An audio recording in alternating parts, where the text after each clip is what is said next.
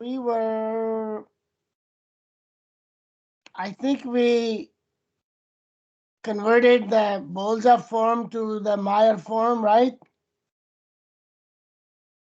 Yes? Yes. Yes, Professor. Okay. Yeah. So we did that, and now the slides are slightly out of order, so I'm going to skip 2 slides and we'll come back to them, and we'll go to the example. So here's an example of a Bolza form. As you can see, we have a term in integral from 0 to t. This is your big F, and there is a salvage value, which is right here. And we have a state equation x dot u, x0 is the initial condition. We're now going to use the methodology that we use to convert this problem into a Meyer form problem. So for do that, we have to introduce, so this, you can change the problem to another form, but the cost of that is have another additional variable, okay? So we're not saying that we're saying these forms are equivalent, not in the sense of, but the equivalent only in the one, I can change the one form into another form. That means if you develop a theory for one form, you also have a theory for another form. But the problem, of course, will have a different dynamics. So there's one extra dynamics because we have to somehow, when we remove this and change into a Meyer form, we need to take into account this integral somehow. That term cannot be lost. So the way to do it is create another variable. So this will become y1. This will be y2. So we will have a y1 dot and y2 dot. Y2 dot then is this business here. And if you go back to the, you see we had y2 dot, which is f. Then we took a derivative of the s with respect to t. So we do that here. We take the derivative of this guy, and that becomes half of xu. 2 times x, then x dot becomes u, right? 2 times x dot, and x dot becomes u. So this is half. 2 divided by 1/4 is 1/2, so it is half xu. And y20 is the value of this guy when we put the initial value there. So that is your y20. Then we put y2t. The y2t is just y20 plus integral from 0 to t of this quantity. So we do that. And then that's same as this quantity. And that one, I can write in this form. When I write in this form, it is same as the total derivative of this guy. So we have all of this term becoming this term. That becomes the integral, which is what we want. And that one, when you take the integral of this, you get the value at t and the value at 0. So you get that, and there's a y20. This y20 and this y20 cancel out. As you can see, we did this initial condition. So these two guys cancel out. And what we are left with is y2t becomes this. This is exactly j. This is exactly the objective function.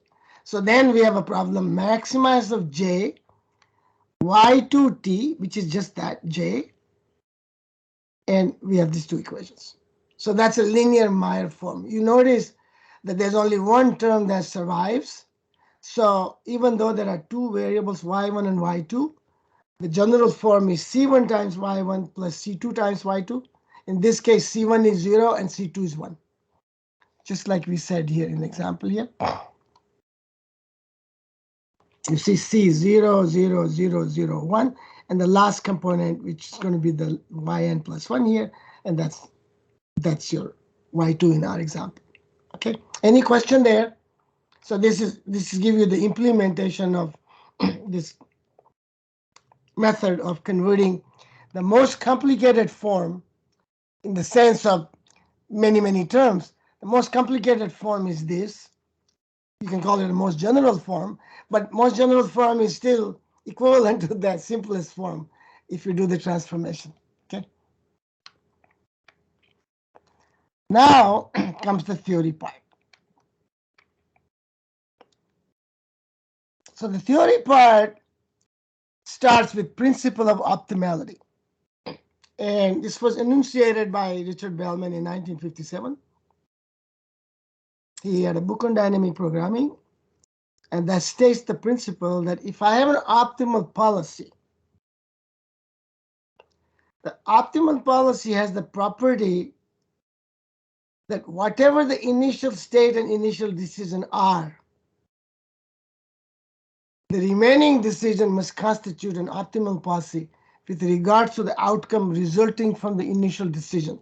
I highlighted this. The slides will be updated to emphasize this part, that the outcome that we are looking for must result from the initial decision. So I'll give you the example here. So suppose ABE is the optimal solution. So A being the initial time and E being the final time. Okay, so the initial value will be x0 and time will be 0. This will be whatever the value would be at time capital T. And so this is kind of abstract proof. If ABE, the blue line, is the optimal solution, then what Bellman says is the following. Suppose I go to any path along this blue line, which is now, let's say, B. Now, remember, B was obtained from the initial solution. So this is what I mean by with regards to the outcome resulting from the initial decision. Remaining decision must constitute an optimal policy with regards to the outcome. So what I'm saying is take this to be the now new initial value. That was as a result of the optimal solution from A to E. So I take this, and I'm now saying that if I begin the problem at B, let's say this is at some time T, and whatever the value of X at that time would be, then B to E, which is JBE, is an optimal solution from this point. It's a new problem. But what Bellman is showing, the new problem, the old solution will still be optimal as long as you start on some point in that optimal path. The proof then is the following.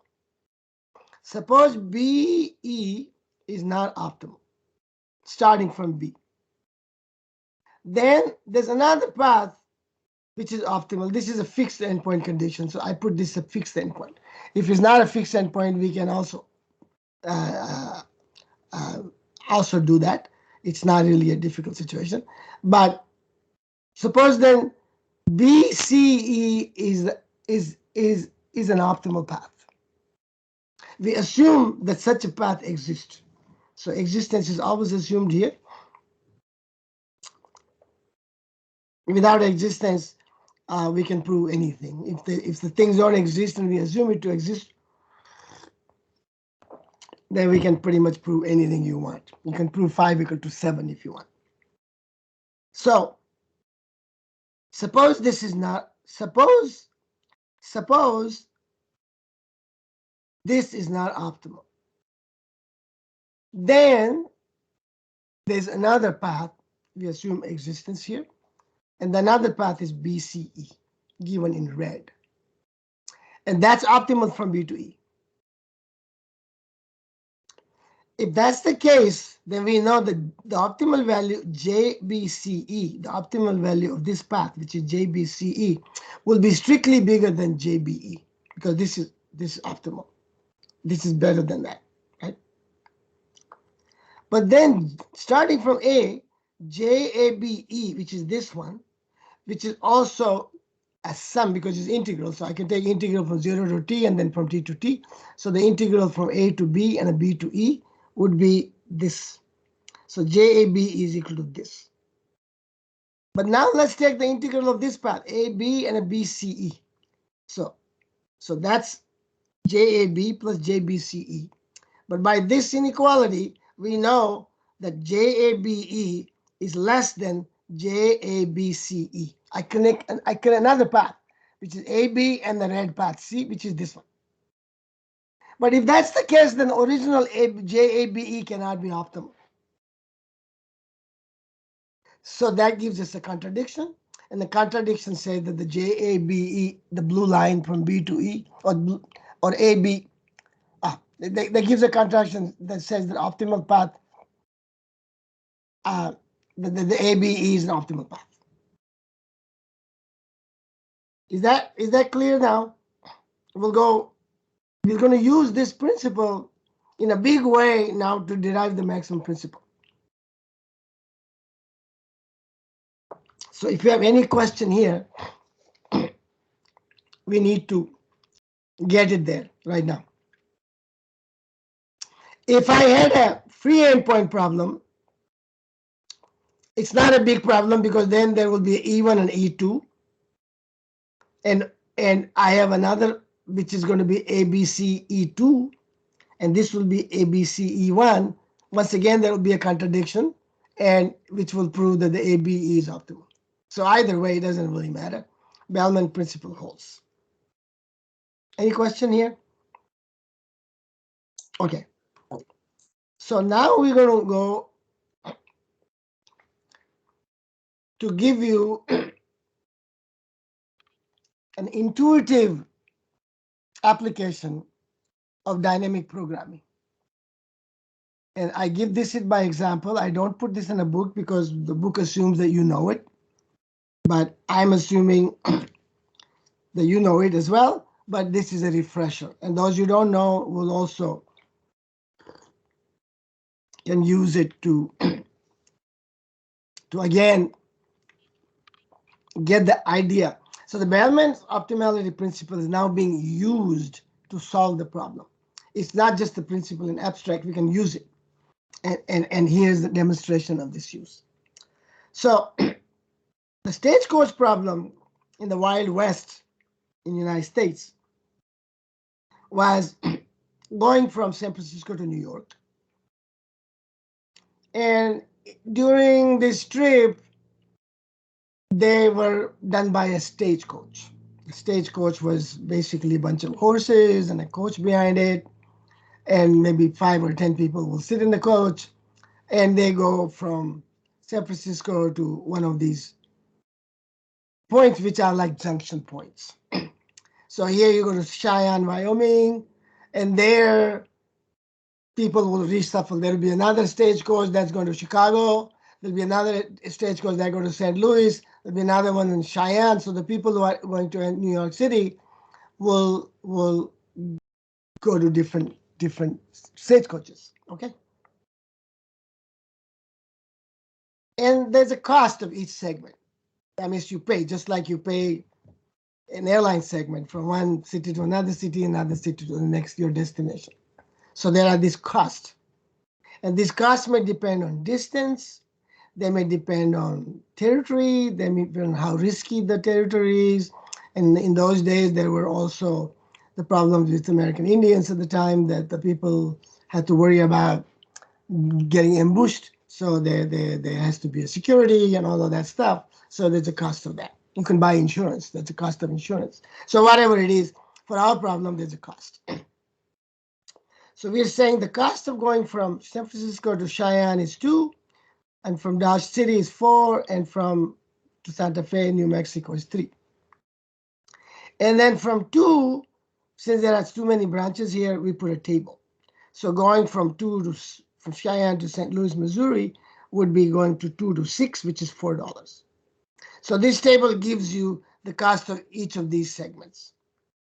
And that table gives you cost of each of these segments. So for example, going from Chicago to Atlanta, going to Chicago to Atlanta is going from 5 to 9, which is $4. So these are the costs. And then the cost of Pittsburgh to New York City is 3, and Atlanta to New York City is 4.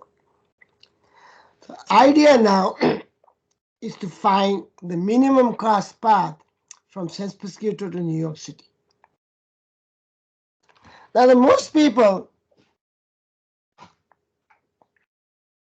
who would not know how to solve this problem would do myopic solution. What is myopic solution?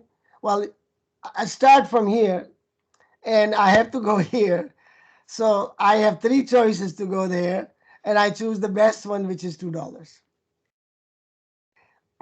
And then I come here and I have two choices here, three choices here, and I choose the best one. Okay, so 2, I go to 5, 6, 7, I choose the best one, which is 6. If I do that, it's called a greedy algorithm. If I do that, my solution, greedy solution, will be going from 1 to 2, 2 to 6, 6 to 9, 9 to 10. And you know the cost of that is 2 plus 4, 6, plus 3, 9, plus 4, 13. So the cost of going this route using the greedy solution is 13. Now you know what is going on. There's another way to get to 6. I can go to 6 by this red one, and that's only cost $4, where the other one costs $6. So if I do this path, the red path, and then blue path, I can do 11, which is better than 13. I save $2. So the greedy solution is saying, the greedy solution is very easy to implement, but it's not optimal. Doesn't have to be optimal.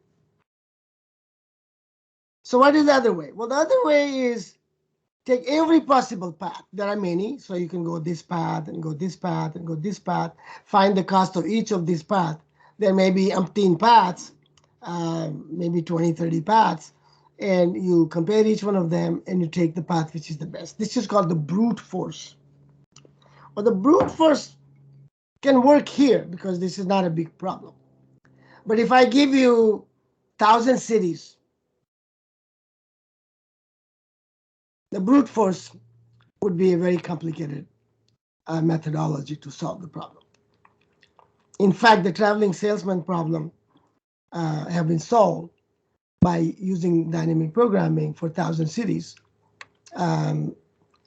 But if you were to do brute force on 1,000 cities, it may take thousands of years on a very fast computer to solve that problem.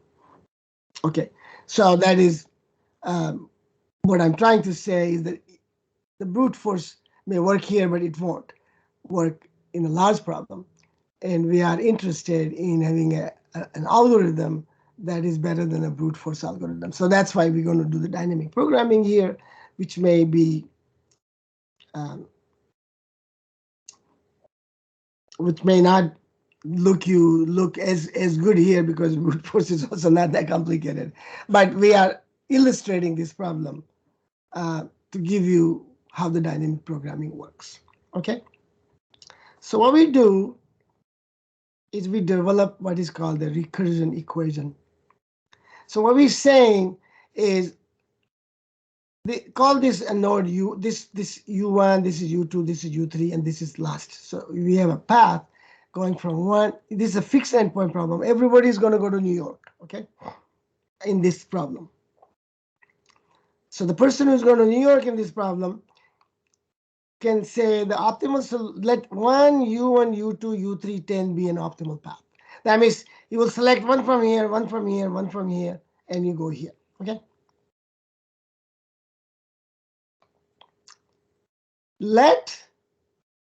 So any place n, so n could be 1 here, this is 0, this is 1, this is 2, this is 3, and this is 4, okay? So let's take any n. It could be here, here, here, doesn't matter. Let f sub n sun be the minimal cost at stage n, given that the current state is S, that means the city that you are in, and the decision taken, which is the city you will go next, is UN. So FNSUN will be, if you are in Dodge City, then S would be 3, the S would be Dodge City, and UN, the next city that you'll go to would be Chicago. If that two things are given, what is the best path? What is the best cost? Okay, so that gives you F and S. The second thing we need to do is what is the best path from any city to the end, given n, okay? Given n and city at that end. So we have two functions here, and we can relate these two functions this way. This is a path, so let's go back to the example here. If you go from Dodge City to 10, this is the path where S is the Dodge City, N is 1. This is the path which is optimal cost of going from here to New York City. This is the optimal path of going from that city to any given city that you can go to. So it'll be one here, then optimal, another one, optimal, another one, optimal. So that function is the optimal path given that city and given one of these guys. So we can relate these two. So this one is the best from S. So this one is the best given UN. So I'm going to minimize this over UN. So what I'm trying to say is that to go from here to there, the best path has to go to one of these guys. I know the optimal path for any one of these. So if I choose the best of these, that has to be part of the optimal path. So minimize of that has to be equal to this. Now this one can be broken down. We already defined this. We don't know this. We're going to compute this. But we define this to be obtained. Okay. So that can be broken down into two components. So given any city UN, like given from Dawes City to Chicago, let's say Chicago, then first is the cost from 3 to 5, which is given by the table. So that is your CSUN. But once you arrive there, you have a formula. You have next stage, which is Fn plus 1. You have the next city, which is UN. And since we define this, that should be equal to that.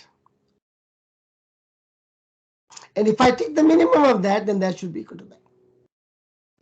Why it is a recursion equation? Because I'm computing a function Fn star S, and I am given this function in terms of a function later. So if I knew this, I can find this. And if I want to find this, I should find the Fn plus 2 part. And in the end, all the way to the end. Okay? So we're going to now apply this algorithm to the example. We're going to start with the last city. So n equal to 4. Two cities are 8, 9. The two cities 8, 9, n equal to 4. What is F4 star S? Well, there's only one path. So F4 star is 3, and this S is 4. So let me just go back here. S is 8 and 9, which are these two cities. And this is cost, optimal cost. So if you are 8, the optimal cost 3. If you are 9, the optimal cost 4. And the city that you go to, which is the last, the optimal city you go to is 10 in this case. So we have already constructed the F4 star S. You see my mouse, right? Yeah. So now so this algorithm allows me to compute from F4 star S, F3 star S for every S. Okay, that's what I want to do. So I want to compute for every S given this number. So there we go. F3SU3 equal to CSU3, that means going from S to that city, and then using this formula, which is F4 star U3. I have this formula in this table. So how do I do this? Well, suppose from 5, 6, 7, which is my S. Suppose I go to 8, then it's 1 plus 3 equal to 4. If I go to 9, it is 4 plus 4 equal to 8. Remember, I use this one now. So if I go from 5 to 8, then I have to use F4 star of 8, which is right given to be 3. So that is your 3 here. If I go to 9, then I have a CSU3, which is the 4. And then once I go 9, F4 star of S is 4. So this 8. So I can compute this for every one of these paths. And then I have to find the best. So the best would be, well, the best of each path. This one is 4. So that F3 star is 4.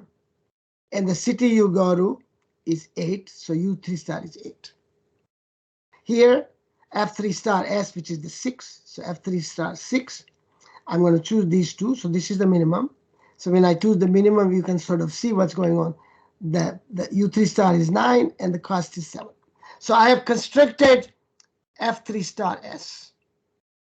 From F4 star S, I have constructed F3 star S. Now from F3 star S, I can construct F2 star S. Notice now, this is unique because it's the minimum. But with city, maybe not unique. There may be two paths that give you optimal solution. It's a possibility. But in any case, this is 11, this is 11. So we put F2 star of 2 as 11. But U2 star could be either 5 or 6. So we put both of these guys. So I have now constructed F2 star S. For the next table, I want to construct the F1. There's only one S. That's our solution. So S equal to 1. I can go to 2 or 3 or 4. And if I go to 2 or 3 or 4, you can see that this gives you 13. This gives you 11. This gives you 11. So I can go to either one of them. And that gives you cost of 11. I can go to 3, 4. So I have now computed the best cost is 11. Now I have to construct the path.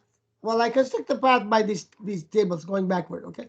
So this table says I can go to either 3 or 4. So I have 1, 2, 3 and 1, 2, 4. So far I construct this part of the path. Then from 3, I go to the previous table and I can find out from 3 I have to go to 5. So you can see from 3 I have to go to 5. From 4, I also have to go to 5 or 6. So I construct two paths, 4 to 5 and 4 to 6. So I constructed these 3. And then going further, I can go to 8, 8, and 9, and finally go to 10. So you can see that I have three different paths. And the cost of each one of them is 11. So this algorithm has allowed us to find the optimal cost and find all the optimal paths. And we use dynamic programming. So what we learn from here, 3 things. We learn that there is something called a Bellman's optimality principle. And the Bellman optimality principle can be used to solve a problem using dynamic programming. And that gives us the cost as well as the optimal solutions. If there are more than one, it gives you more than one. Notice the algorithm involves cost functions which are optimal for every possible state at every possible state at every n, every stage and every state. You may think it's a lot, but it's not as lot as a brute force. Okay, so that's the whole idea. Now we're going to use this very simple idea in a very complicated setting called a dynamic optimal control problem, or a optimal control problem, or a dynamic optimization problem. This wouldn't be one of the most important proofs in this book. We don't have many proofs in this book, but this one is something that is important because we wanted to have one proof of maximum principle and then give other maximum principles without proof. But this one gives you the idea of what is going on. It is important because if I put this also as a recipe, then you have no idea of what is going on. So look at a picture here. I have my state is X, which is like the city in the previous example. And my stage is time, which is like the stage, n 1, 2, 3, 4 in the previous example, but this time is continuous. So that's one big leap. And our state is also continuous. That means we have infinitely many cities and we have infinitely many stages. Okay. And we can still use dynamic programming and derive the maximum principle. So what we are doing is using the principle of optimality to derive the maximum principle. Okay. And I mean,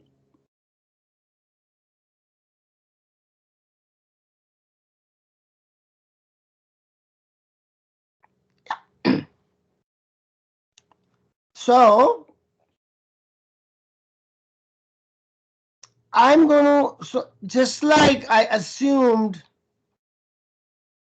this function that I want to find out, but this function is what I'm going to assume that there is one. And I'm going to then find a recursion equation for this function, just like this one. Notice because I have a continuous time, this will become t plus delta t. And because I have a continuous time, the delta t is going to go to 0. So there will be some derivative coming in. You can sort of see what is going on. Here's a difference equation. We will have a differential equation.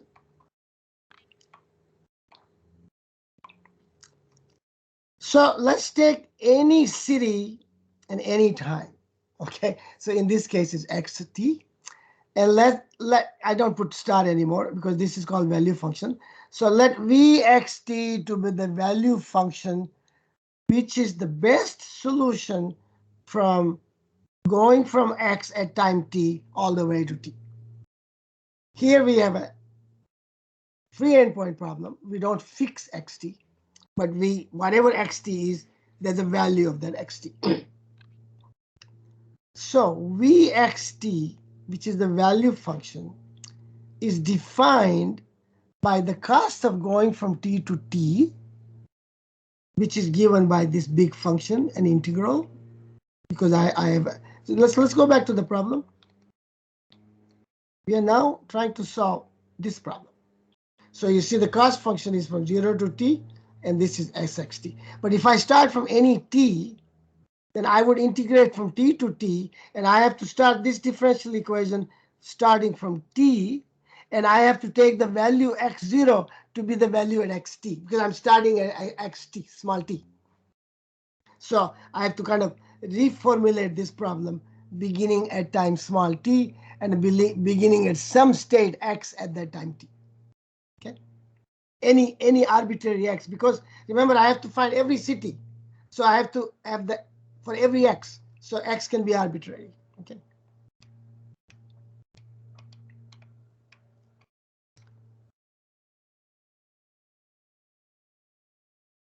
So I have a vxt.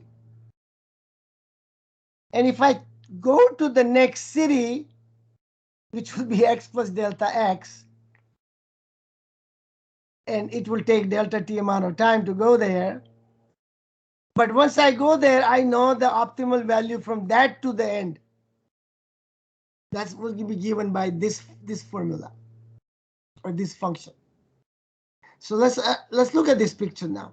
I have a value function which is defined like this. Take the maximum of the cost or the maximum of the profit from t to t and the salvage value. Start from t, some value x, and the differential equation for some time s bigger than t, because t is the beginning, then dx has ds will be this equation. So this is our new problem. This is our new problem that is derived from the old problem at a different arbitrary time t and arbitrary value x. And I can define such a function. Now I want to find a recursion equation for that function, just like I did in the Stagecoach example. And that's a lot of stuff to do, but the idea, the simple idea of Bellman continues to work. So by the principle of optimality, the change in the objective function is made up of two parts. One is the change going from t plus to delta t, which will be integral of this big function from t to t plus delta t. And once I get there, I will get to this another place by using whatever that control is, and I know the value of that. Okay. So the control function that I'm going to use, because I'm going from t to delta t, notice here, that function can depend, because there's a set omega s, and my us has to belong to that set at every point s. You remember the admissible definition of the control. So it is still a problem of minimizing over a class of functions, which is complicated problem. How many functions there are? Zillions, trillions, infinity. Okay, and so brute force absolutely doesn't work. Now, brute force would mean you take every x and take every x and find the optimal solution from every x. That's infinitely many. Then compute their costs. That's infinitely many integrals. Then compare them. That's infinitely many comparisons. And then find the best. Not possible. So now, what we are now writing is the counterpart of this equation. We're writing counterpart of this equation. So let's do Vxt equal to max. There was a min there, but now it's max. T to t plus delta t, which is CSJ, which is going to the next city in that example. So that's an integral. And then whatever that u tau maximum solution between t to t plus delta t, it will lead to this xt plus delta t. That means I have to put that u tau here, solve this equation, and find the value of x resulting from that u tau at different tau, and find the value xt plus delta t, which is right there, and the new time.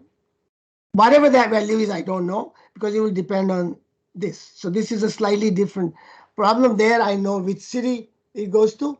When I choose UN, I know exactly the city I go to. Here, when I choose control, see there what is going on. In that example, the control is city to choose. So the control itself becomes the next state, right? Because this is your next state. Here, the next state has to be obtained by the control.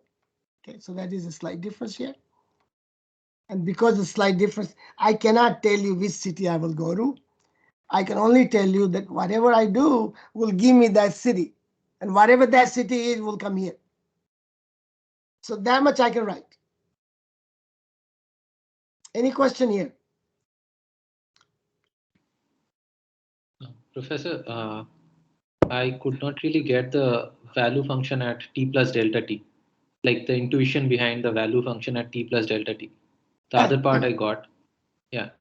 This Could you one please like or explain? that one? Yeah. This one or that one? In the diagram itself, if you could. Okay. So what diagram itself is the following. Go back to our example. Let Fn star S be the minimal cost at stage N and the current stage at S for every N and every S. Yeah. I let this be. So I'm saying, suppose I can solve this problem for every X and every T. Suppose I can solve that. If I solve that, I will find Vxt. This is not recursion. This is solving the problem. Right. So for every X and every T, I solve the problem. So I should be able to also find this one. So I will take this point and that time and solve the problem. I will reform this problem at X plus delta X and T plus delta T. Right. And then I go to T plus 2 delta T. But I go all the way from T plus delta to T here, right? Just put X plus delta X here and T plus delta T here, and put T plus delta T here, and put XT plus delta T equal to X plus delta X. Right? Yeah. So that's a new initial condition, new time, and I can reformulate this problem and find that. So I'm saying I know all of these V's. Okay. Okay? So I'm assuming that I can solve this problem. Well, the idea is to solve this problem, right? But using dynamic programming, I'm assuming let us solve this problem and find just the cost of this. We don't know how to solve this problem. But if we could solve this problem, we could find VXT. The whole idea is to find VXT by dynamic programming. So I'm going to try. So what I'm trying to say is, if I have the solution of these problems for different x and different t, then that function must satisfy the principle of optimality. Got it. I'm going to use the principle of optimality to characterize that function. So it's like a first order condition of some sort, right? If it is optimal, then it must satisfy something. And if it must satisfy something, then it reduces my search space. Because whatever I satisfy, it reduces my search space. Remember, the idea is, where do I begin with? I'm beginning with a brute force solution of the problem for every x, right? Yeah. And I'm reducing that to another problem where the space of search is smaller. That's a contribution. Okay. Got it, Professor. Thank you. Yeah. So now I have this equation, but whatever that is, regardless of whatever that is, when I solve the max problem, I know that value also, because I can as well put any x and any t I want, right? So when I know it, I will know what its value is. So I can certainly put that function there. Okay. So far, so good. Now,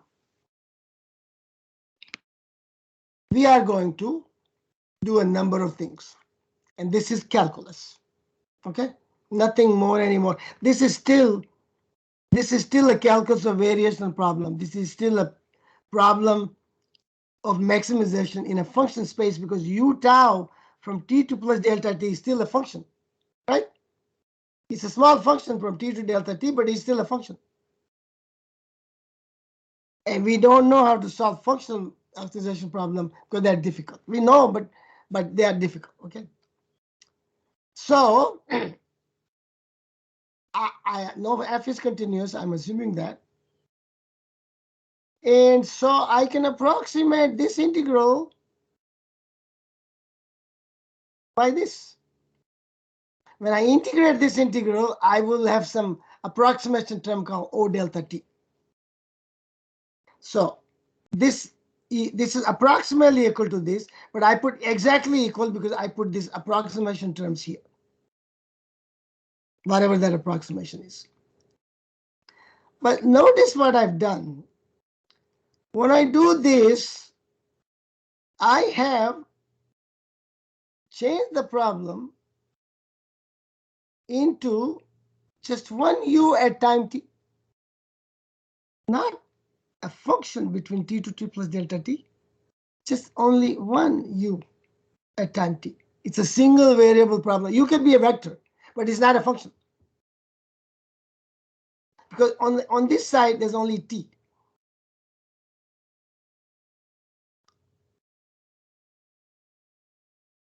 Okay. Because there is no u here.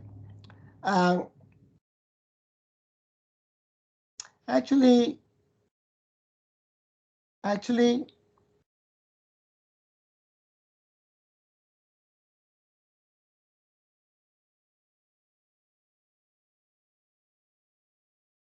okay. Actually, I need to also change that at the same time. So let me not put this here yet, although it is still a u delta t. But to the best approximation is that I can also write this by using a Taylor series. So what I'm trying to do is this implicit here. when I do this, this is also implicit here that I use the Taylor series.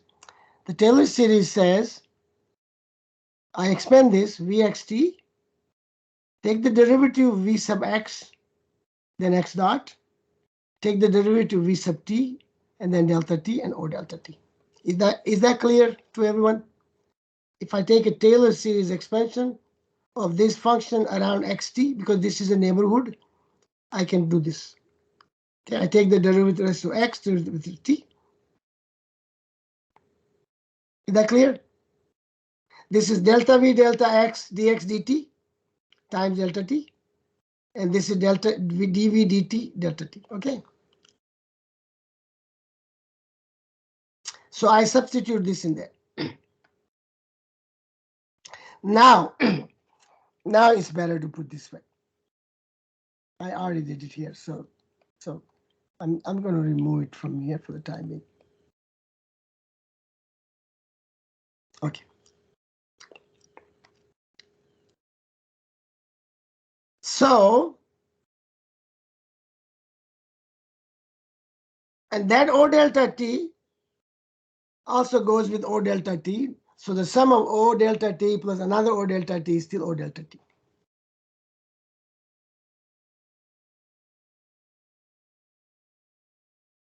Now this Vxt and this Vxt cancel out.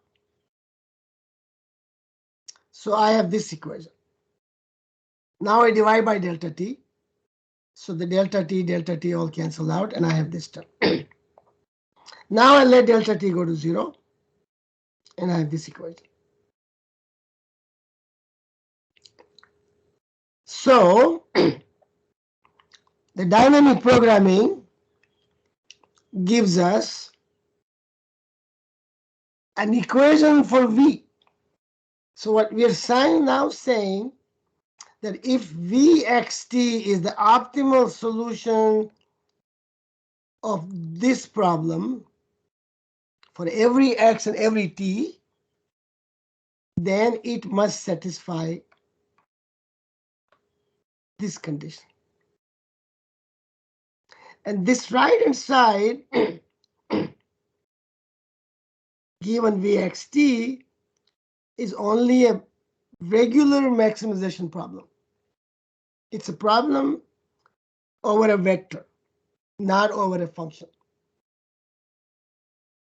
This is quite different from this, and certainly from this. Okay.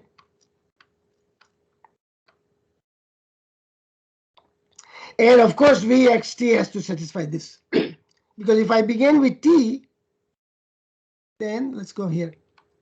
If small t is capital T, then this integral disappears. Okay? And so Vxt is exactly S of xt, right? Because whatever x is will give me that salvage value. So Vxt is exactly S of xt. So let me give you the comparison now. What happened in the example here is that we got an equation which is a difference equation, and now we have an equation which is a partial differential equation. Now this is solved. How do we solve this? We solve this by starting at the end condition, right? Because this is given to us. And then we use the difference term to go all the way to here and then all the way to F1, right? And F0 actually, right? So we go backward. Same thing here now. We have already this value at capital T, the end city, right? And with that boundary condition, I can solve this. It's not there yet, but it's going to be a partial differential equation. You can see it's a derivative with respect to x, derivative with respect to t. And if I can put u star in there, which is the maximum of this guy, then I can remove the max. So I need to find u star, right? How do we find a u star of such a quantity? You just take the derivative, first order condition, calculus, because this is not a function problem anymore. So I'm going to take the derivative, but let's just one by one. I don't want to continually go back to the Stagecoach example, but this analogy is already there. We have a value function that is known at time t, capital T, and then with this boundary condition, we will solve this problem. When we solve this problem, it'll give us v of xt. That is the solution of that equation. Okay, and that's kind of what we are after. So now there are certain things to do to get to the maximum principle of Pontryagin, which are this is a big step. Okay, now the next part is more or less the calculus part, and so it is not so difficult. So first of all, what is v sub x of xt?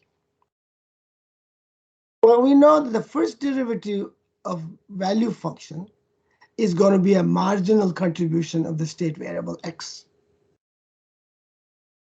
This is economics. If you learn the economics, you know what is a marginal profit and a marginal cost is. You take the derivative. This says something like this.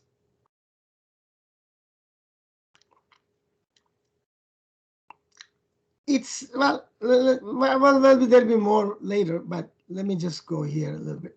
So if this is the value, and somebody asked me suppose this is a ton of steel, and I have 10 ton of steel at time t, and I want to buy a little bit of steel. Increase the 10-ton steel by 10.1 steel, 0.1 ton. So let's delta x be 0.1 ton. How much should I pay for that? Well, it should be the value of that 0.1 ton to me. So how much can I get if I had a little bit of extra x?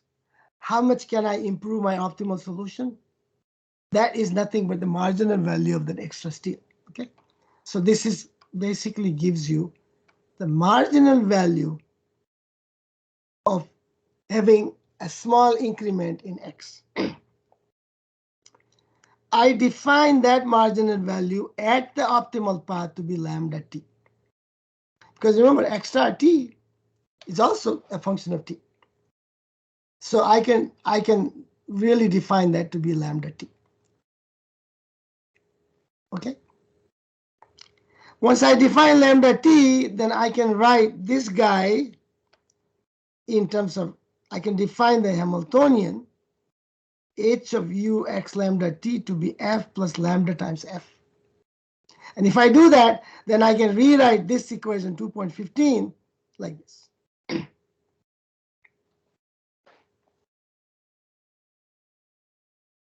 This equation is called the Hamilton-Jacobi-Bellman equation to honor these people who contributed to calculus of variation and mechanics and whatever,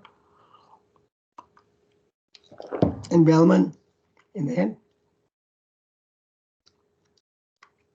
Let's see what that means. Suppose U star is optimal, then I can substitute that U star in there, remove the max. I get, sorry, if it's optimal, then first thing I can do is this is bigger than that. U star is better than U, so I can write, I can take the optimal value of this, I can write this equation. If I write this equation, V sub t cancel out. So what I'm trying to say is that if there's any optimal U at any time t, then that optimal U must maximize the Hamiltonian. It's all housekeeping right now. Okay, it's a bookkeeping. You try to get some notation And the notation gives you what is called the Hamiltonian, and it's a problem at each point in time. Hamiltonian maximization is a problem at each point in time. So what we're trying to do is the following. If I know lambda t, because I know v of xt. So if I knew the value function, I would know the lambda t. Is that correct? Then what I'm saying is the following. The problem of infinitely many problem in the function space, starting for every x here, is now reduced to infinitely many problems in an ordinary calculus sense at each t. So I have reduced the functional optimization problem, infinitely many of them, and then find the optimal solution, which is the brute force, to a static optimization problem at each point in time. There are still many, many problems, but at least it's not a calculus or variation problem. It is a calculus problem. This is a calculus problem. If I knew x star t, u star t, lambda t, if I knew x star t, lambda t, t, then I can maximize this function by taking derivative with respect to u and first order condition and use the calculus. So these are infinitely many calculus problems. Instead of infinitely many calculus or variation problem, I have infinitely many calculus problems.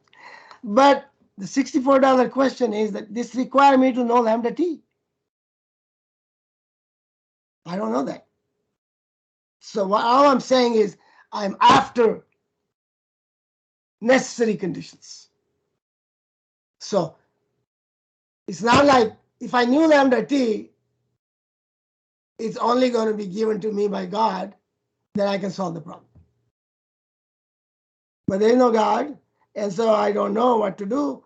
So I'm going to basically find all of these things to reduce my set space. I'm improving and making the problem a little bit better than brute force problem, and that is the purpose right now.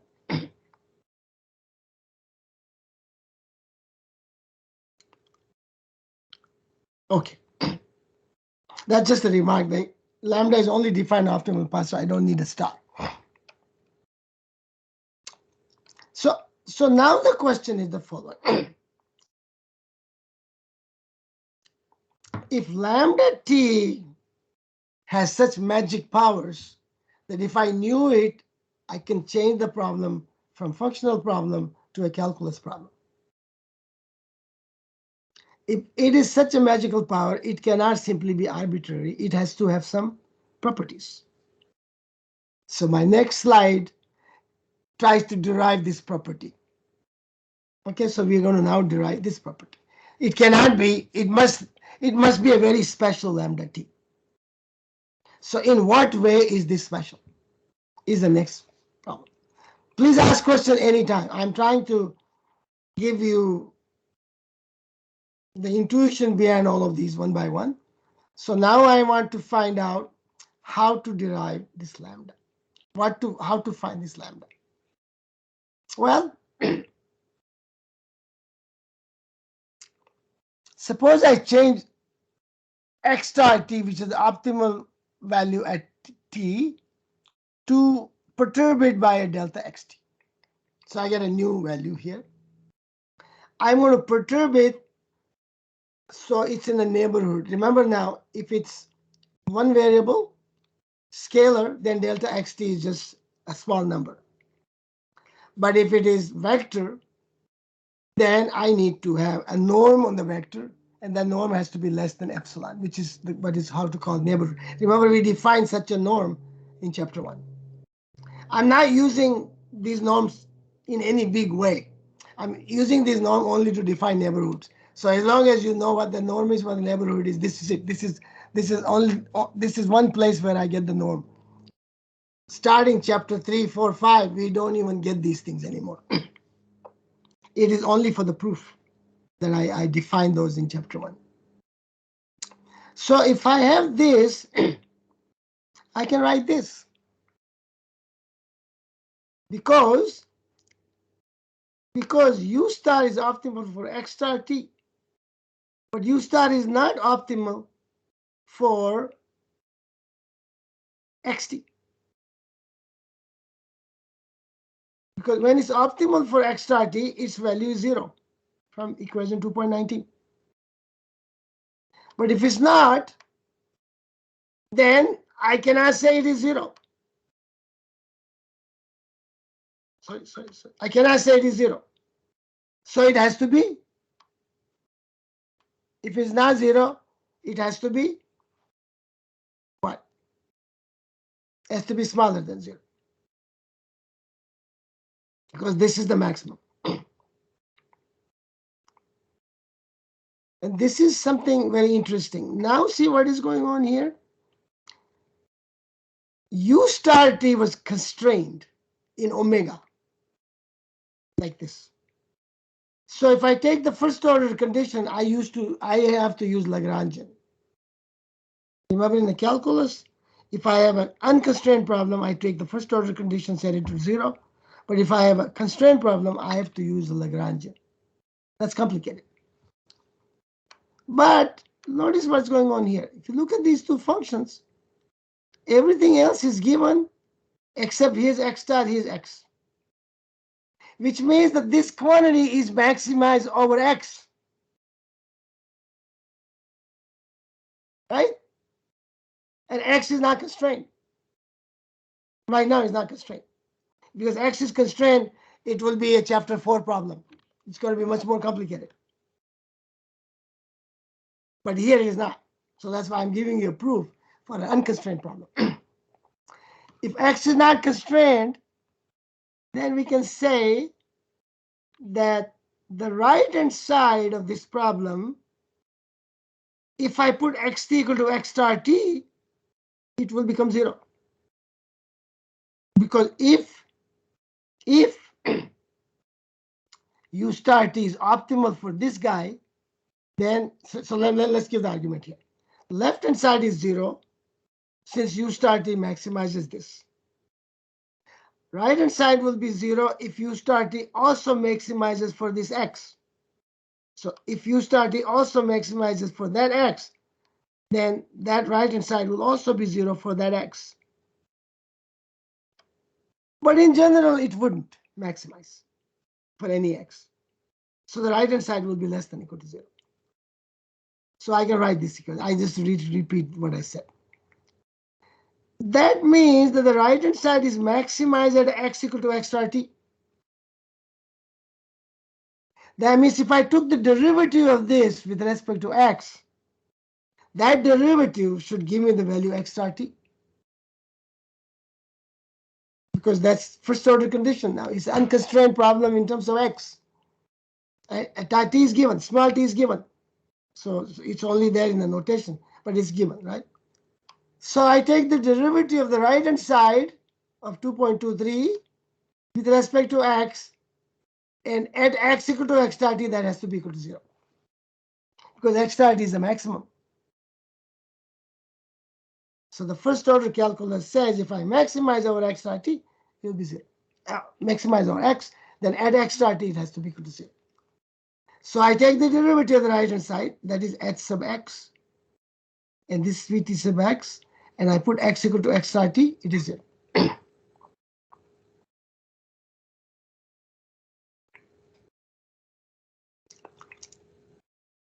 Well, we already defined h, which is f plus lambda f. You see h, f plus lambda f, but the lambda is v sub x, right? So lambda is v sub x. Then I can write h to be f v sub x times f. So if I can take the derivative of h sub x, this is my h, and this is my derivative. Remember, we took derivatives and we developed some notation in chapter 1. This is what's going on here. We also showed you that this is the same as this.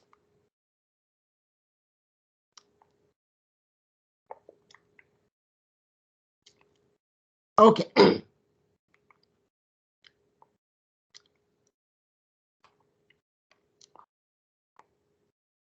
And this is a symmetric matrix, so it is transposes F, same as this. So if I use all of these, I can derive this equal to that. This is just chapter first notation, nothing more. Just giving you what's going on.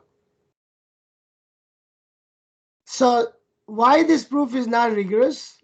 Well, the reason it's not rigorous is that the first thing we assume that the V is differentiable, capital V, because we already took derivatives of capital V here. How do we know V is differentiable? We say V is optimal. We don't know what V is, but we say let V be the optimal value. But we don't know optimal value is differentiable. So if I have to take the derivative, I have to prove it is differentiable. We are not doing that.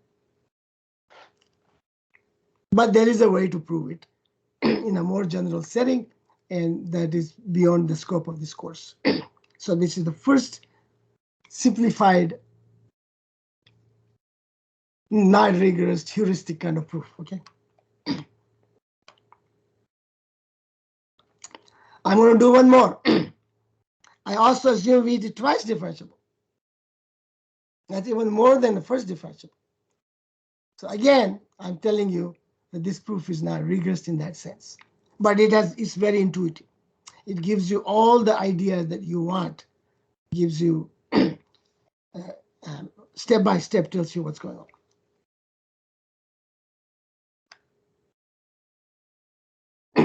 I'm just giving you a longhand calculation of why this equal to this.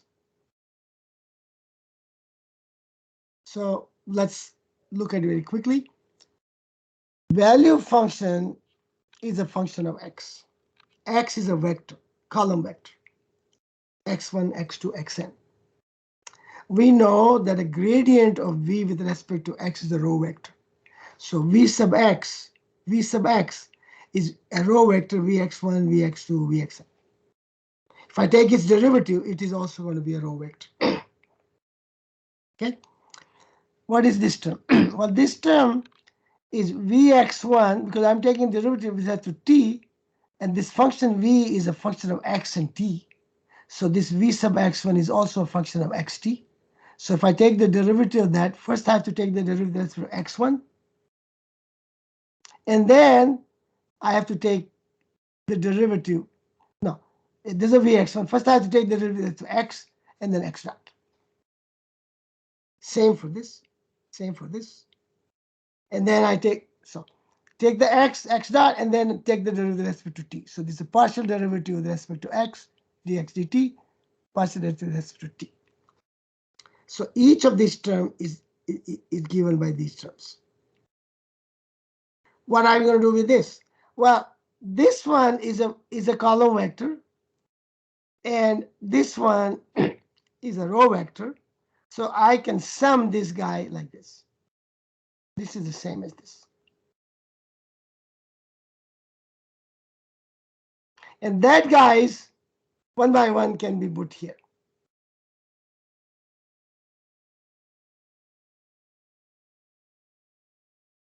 And that's nothing but this matrix. This matrix times x dot. You can do even further longhand. You can write each term explicitly, but it'll take 2 or 3 slides to do that. So this tells you that. One more thing is a little bit more of that. That I told you it'll take 1 slide, so it is a slide here. Vxix is Vxix1, Vxix2, Vxixn.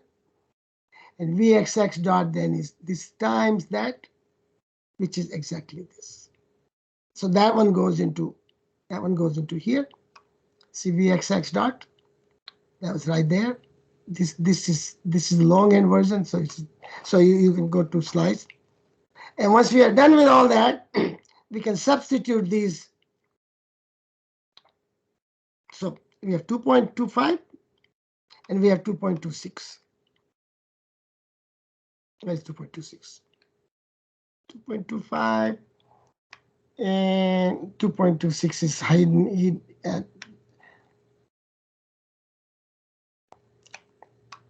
Let's see what's going on here. 2.25.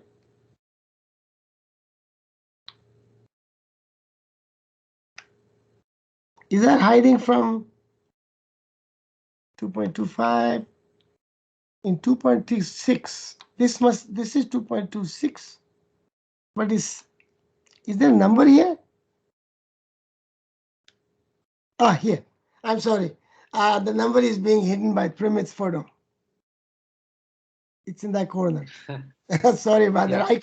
I cannot see the number, but you can see it. Okay. So we have that.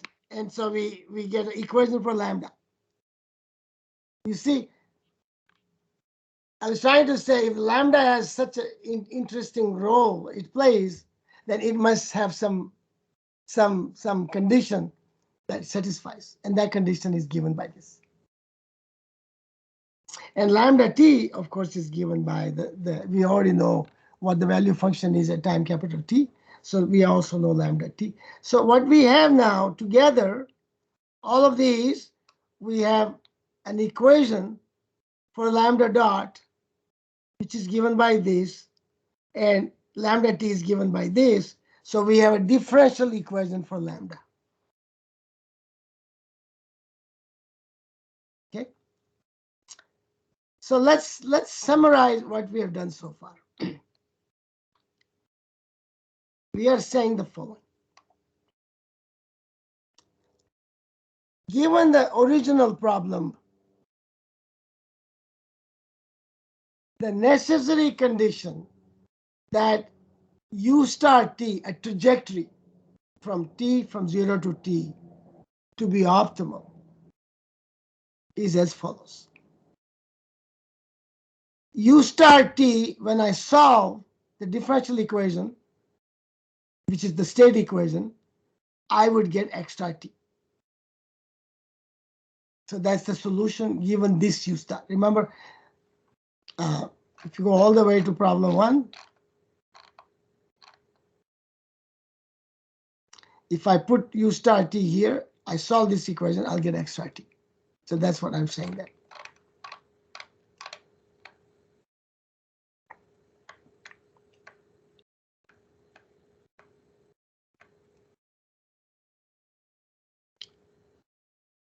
And lambda t is the solution of this equation, which is differential equation. We have x star t. I will know this. And I can solve this. Once I solve this, I maximize this. Remember now, this is at each point in time t. This is s star t, u star t, lambda t, t. It's not a whole trajectory. This is each point t, right there. So if I had, if j, which is the objective function, was a calculus problem, I will take the derivative of j with respect to u and set it equal to 0, and that's my first order condition. But j is not a function of a variable, it's a function of a function, which is function is this u of t, control over time. And the first order condition for that control to be optimal is this. This is the maximum principle. It says that if u star t is optimal, then u star t and the x star t derived from this, and the lambda t, then there is a lambda that satisfies this, such that the Hamiltonian is maximized at each point in time. What he's saying is, if you want to solve the problem and find the optimal solution u star t, then that solution u star t must solve a regular calculus problem at every time t. This is the regular calculus problem at every time t. So what it says, if u star t is optimal, then there is a lambda satisfied by this equation, and x star satisfied this equation, And given these two guys, the Hamiltonian is maximized at each point in time. That's a necessary condition of Pontryagin. Any question? Because this is the main theorem of this book.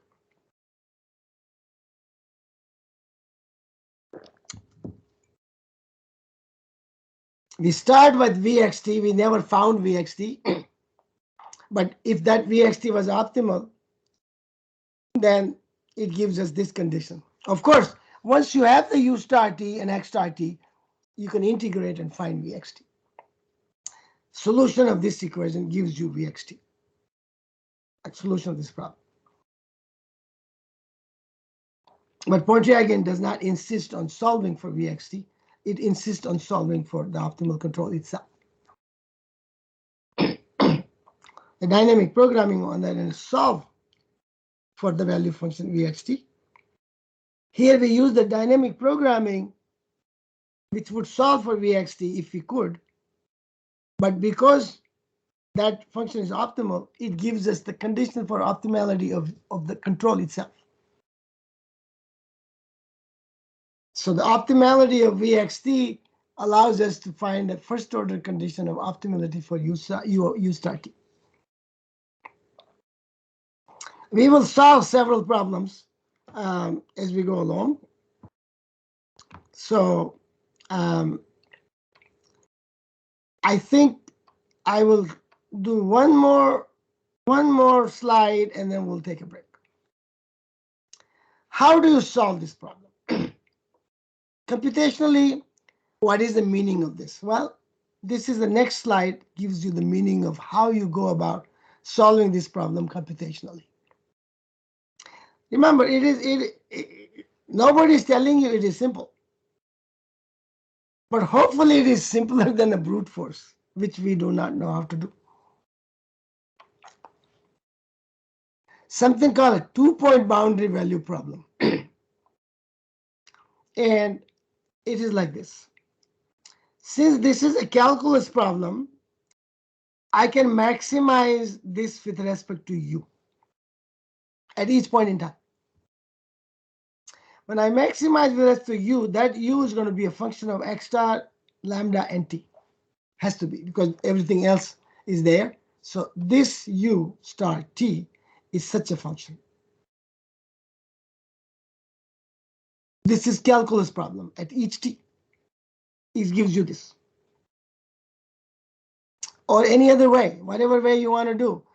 You have a maximum at each point in time T.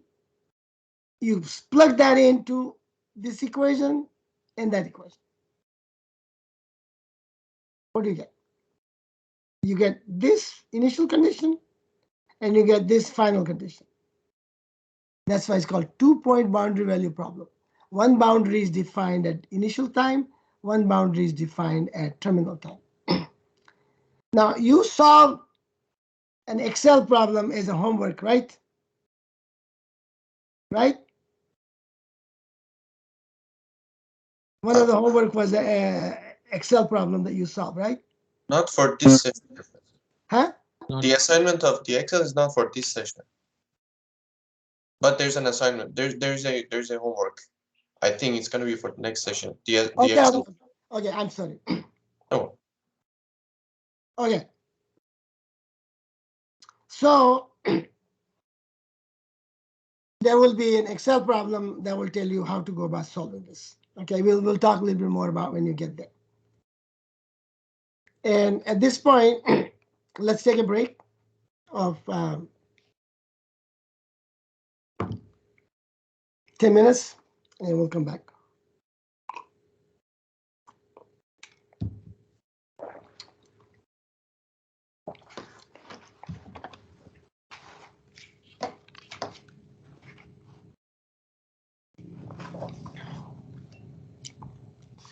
I'll leave it there.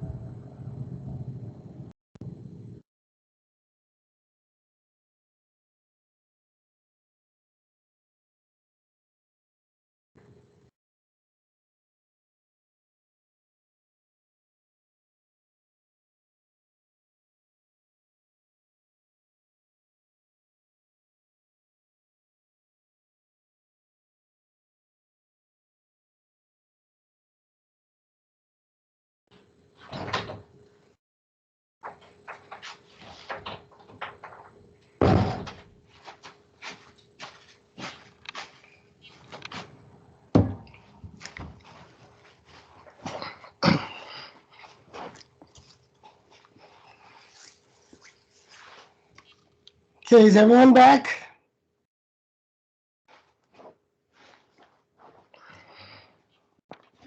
Yes, I'm back. Yes, Professor. Everyone, okay. Okay, sir. Okay, I wish that I could see the screen and you guys at the same time, but unfortunately that's not the case.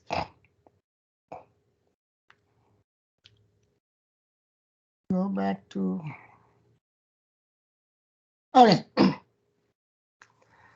So the next set of slides are devoted to provide the economic intuition behind what we have done so far. So just to summarize, we started out with Bellman's optimality principle that allows us to derive a recursive equation for dynamic programming value function. And using that property, we derived what is called the maximum principle, which is basically the first order condition of optimality of control from 0 to t. So that's basically what it. Now we want to to provide some economic interpretation of everything we have done so far. So first we have the objective function j, where f is considered to be instantaneous profit rate measured in dollar per unit of time. So there's a rate of profit that I get at every time t, and I integrate that rate and I get the total profit. If it's to be discounted, that can be taken care of by this function dependence on t.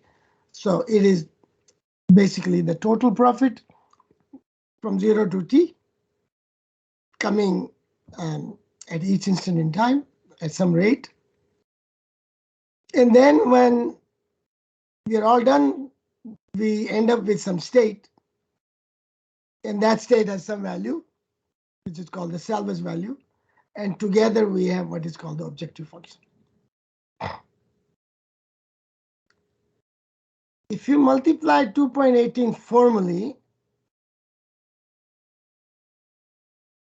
then we can write it this way.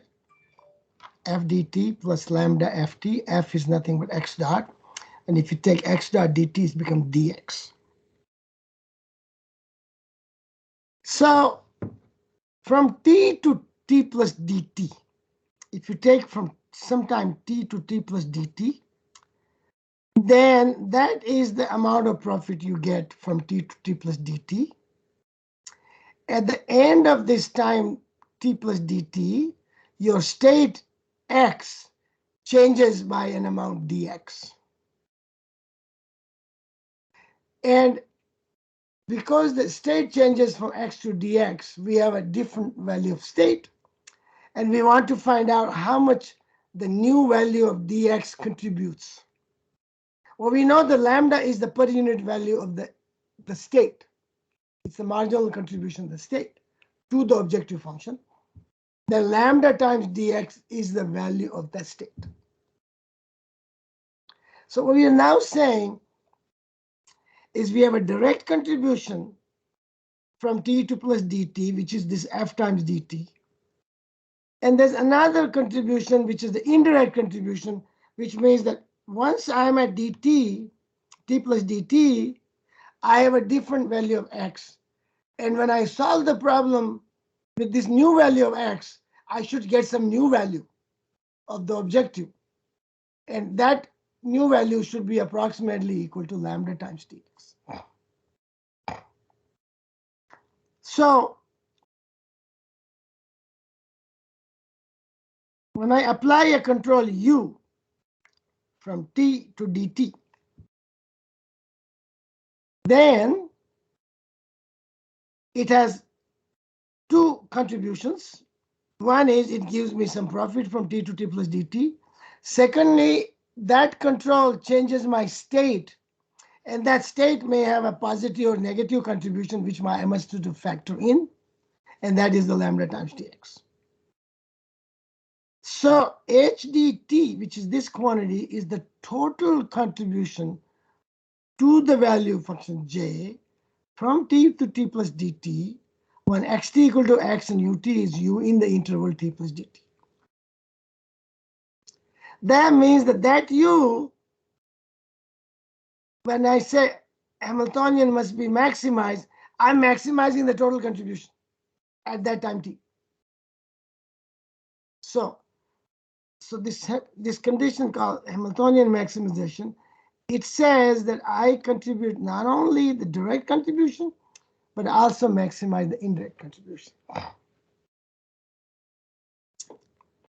If there was no change in x, then it's like a myopic problem.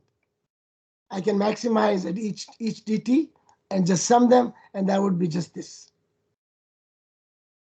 Notice this lambda doesn't, it doesn't matter whether this s is 0 or not 0. Even if this s were 0, there will still be a value of the extra dx. So this just because I don't see an s in there doesn't mean anything. It still means that there is a value of this.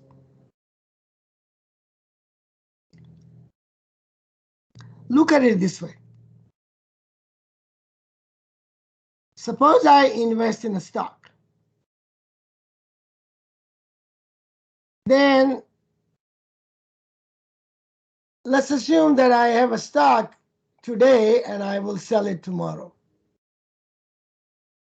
Oh, yeah. So the stock is giving dividend. That could be a rate of dividend, or it could be a dividend each period in time. That dividend will be this, FDT. Think about 1 month. So I have a stock now and I hold it for 1 month. So during the 1 month, let's say it gives you daily dividends. So I will have a 30 dividends. So that DT is now 1 month, okay? So that 30 dividend will be this guy. But at the end of the month, the stock value is different than what it is now. So if the value was $10 and it becomes $11, then that $1 is this guy.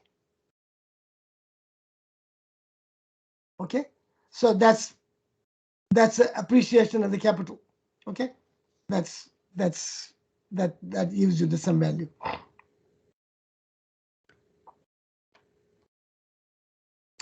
Let's take the interpretation of lambda. What is the lambda is going to do? Well, lambda is minus h of h sub x, which is same as this, and this value is given by the terminal value. If I multiply that by if I take the dt on this side, I will get minus d lambda equal to hx dt, which is fx dt plus lambda fx dt.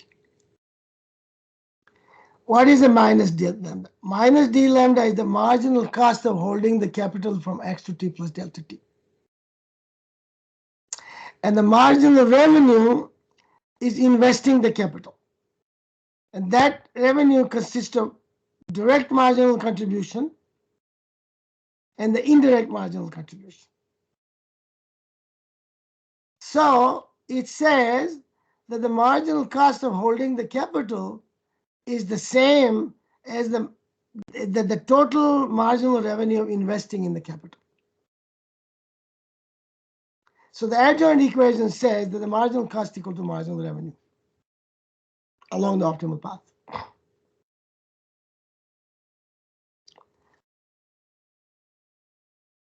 So what it's trying to say is that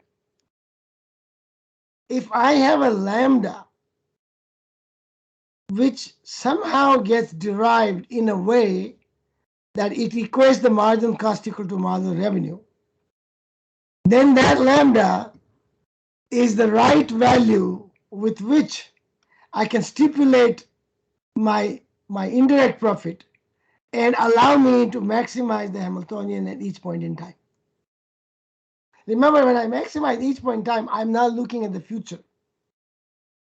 I only maximize at each point in time without looking at the future. Now, if I were to do that, so if I were to maximize, sorry, go back to this.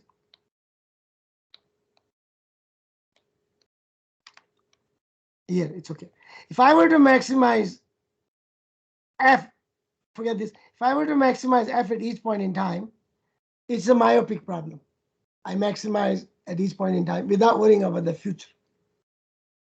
So that's one way to do it, and that's not going to be optimal, as we know. But if I were to maximize each point in time with lambda in there, that means if I were to maximize the Hamiltonian in each point in time with a particular value of lambda, which is derived in such a way that this property is satisfied, it's called the adjoint equation, then with that lambda, I can behave myopically. That means when I behave myopically, I would automatically take into account the future effects. And so that particular lambda allows me so that the myopic behavior with that lambda, because it takes into account the indirect effect, actually gives me an optimal solution. So it is not really myopic because lambda makes the myopic solution into a forward-looking solution. Is that clear? I mean, it's at least makes sense. The further insight can be obtained when we look at the lambda t, which is equal to lambda t plus t to t, this integral, which is just solving the differential equation. And we already know what that is. Lambda t is the salvage value. And we can write this way in shorter form. Then it says the price lambda t of a unit capital at time t is the sum of the terminal value plus the integral of marginal surrogate profit from time to t to t. Note that the price lambda t is the unit capital at time t. Price lambda t of a unit capital time t is its marginal salvage value. In special case, s equal to 0, so we have lambda t equal to 0, as clearly no value can be derived or lost from an infinitesimal increase in xt at time capital T.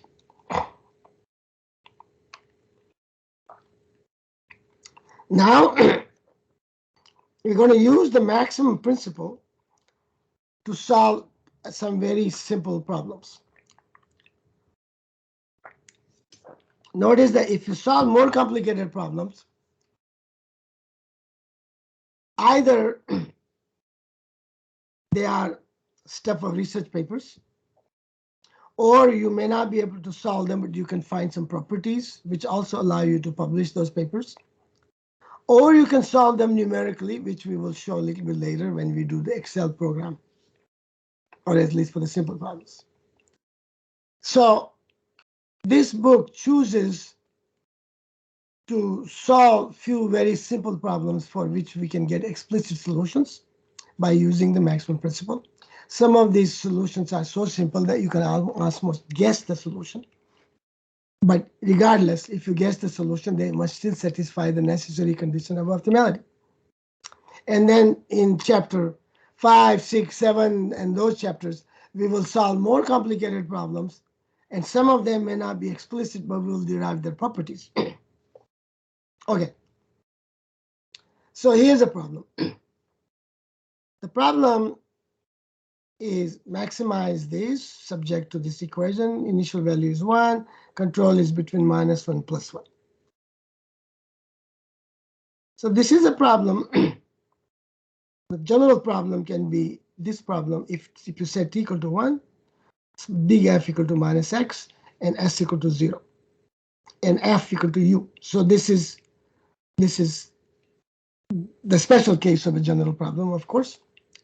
And because f minus x, we can interpret the problem as one of minimizing the signed area under the curve xt. Because this is maximizing minus x. So if you want to minimize, it will be plus x, and plus x dt is the area under the curve. The curve which will be given to you for any given u. For any given u, you will have x, and xt will become a curve. So how do we solve the problem? Well, first we form the Hamiltonian. So Hamiltonian is minus x, which is this one, plus lambda times u, which is lambda times f, which is lambda times u. And now we want to maximize the Hamiltonian each point in time. We don't know the right lambda yet, but whatever the right lambda would be, if for that lambda, the control would be 1 if lambda is bigger than 0, because remember this no u term here. So we are maximizing the Hamiltonian means maximizing lambda times u. So it's linear. If lambda is bigger than 0, then you set the value 1, because remember u is -1 to +1. So you take the maximum value of u, and that's 1. If lambda is less than 0, you set the minimum value of 1, which is -1. And if lambda is 0, it doesn't matter what value you set. So I call it arbitrary. It means any value from -1 to +1 will do at that particular point. But if it's only one particular point, then it doesn't matter what value you put in, because it will not factor into the integral. That particular formula, as we did in chapter 1, section 1.4, is called a bang-bang solution. And I define that function as a bang function. And it bangs from one extreme to another extreme. So when lambda is less than 0, it's -1. When lambda is bigger than 0, it's +1. So it just goes from one end to the other as lambda changes its sign. Well, lambda dot is minus h sub x, which is just -1, +1, I'm sorry. And lambda 1 is 0. So I can integrate that equation. This equation does not have x and u, so I can integrate it, and it gives me t minus 1. And lambda t, remember the control is from 0 to 1.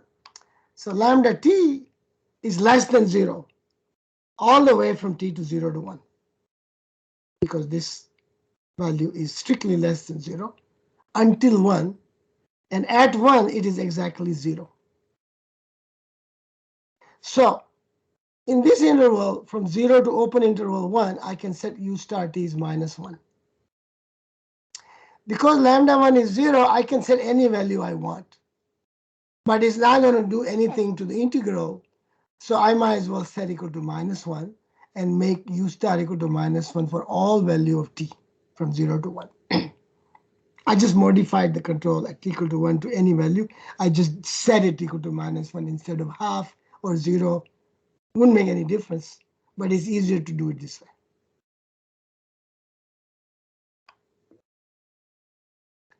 So the control is -1. If I put control -1, I can also solve x dot equation. So the x dot is 1 minus t. And if I put -1 in here, I can take the integral, and integral from 0 to 1 will give me value -half. So that is the objective function value. And here's the solution. So the lambda is -1 all the way to +1 in a straight line, which is t minus 1. And because lambda is less than 0, the control is +1. And because I believe when x is 1, it all go all the way down to here. And so the x star t is 1 minus t. And that's the optimal solution. As you can see, the area under this curve is minimized. Because if you put u, if you put u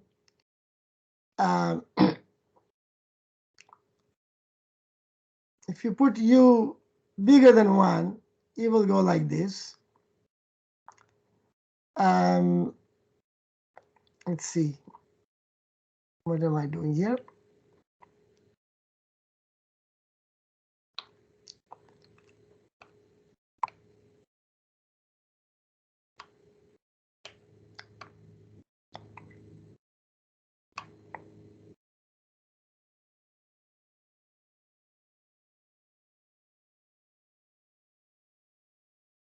Oh, we put u equal to -1. -1 is the, I cannot go below -1. So I cannot set u -2, for example, which may give you this path, but that path is not feasible. If I set bigger than -1, then this curve will become like this or like that. And if I do a path of u, which u is not constant, the path may be like this. But you notice that all of those curves will have more area than this curve. So in this simple problem, the maximum principle has given us a solution, and the solution is exactly this, and it's optimal solution.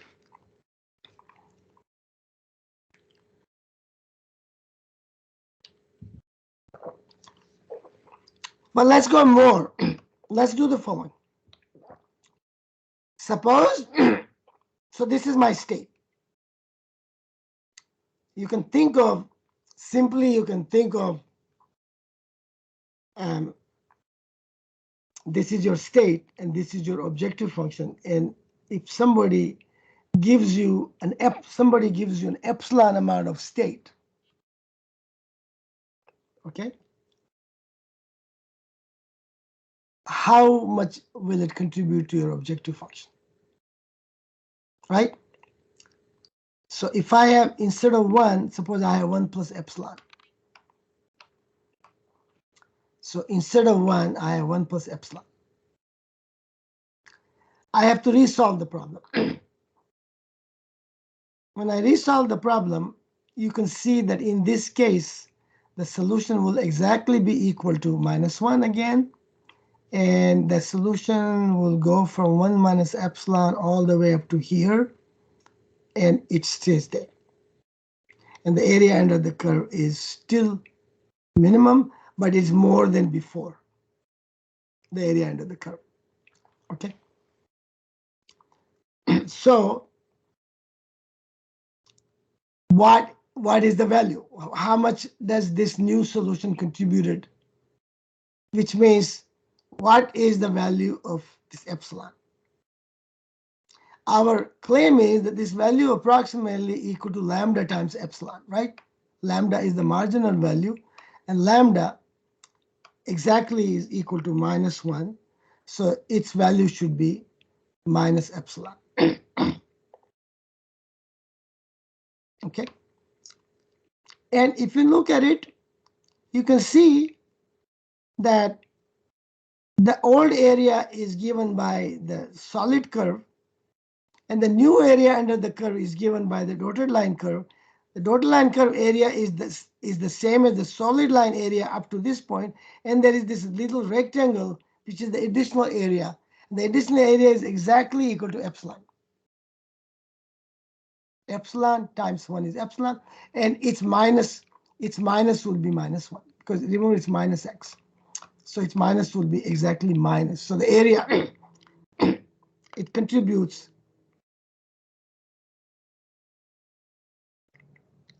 So this is what we thought, right? We thought what the lambda gives you precisely the value that we want it to be.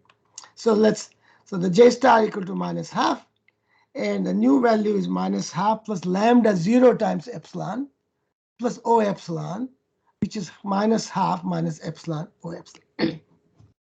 O epsilon in this case is exactly 0.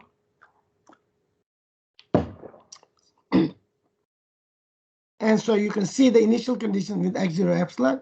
This should be what I get. This should be the new objective function I get. And if you look at the picture, that is exactly the case. So the lambda gives us the value we want. This is just saying the same thing, a little bit of notation. It's a good idea to have. So observe, when I have 1 plus epsilon, the new control is still -1. And then x0 is 1 plus epsilon, so the new trajectory is 1 plus epsilon minus t, which is given by this dotted line, where x star yt indicates the dependence of the optimal trajectory on the initial value. So this 1 plus epsilon is this notation that I invented here. This new trajectory, now I substitute the new trajectory into the objective function, because objective function will have this trajectory. So I integrate the objective function, and the new objective function is -12 minus epsilon, which you can also see by figure. It's going to be -12, which is the area of the old triangle, and plus epsilon, which is this one.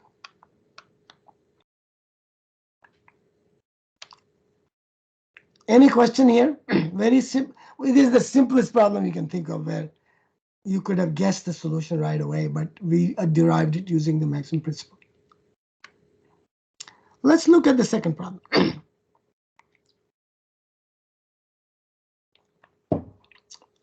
The second problem,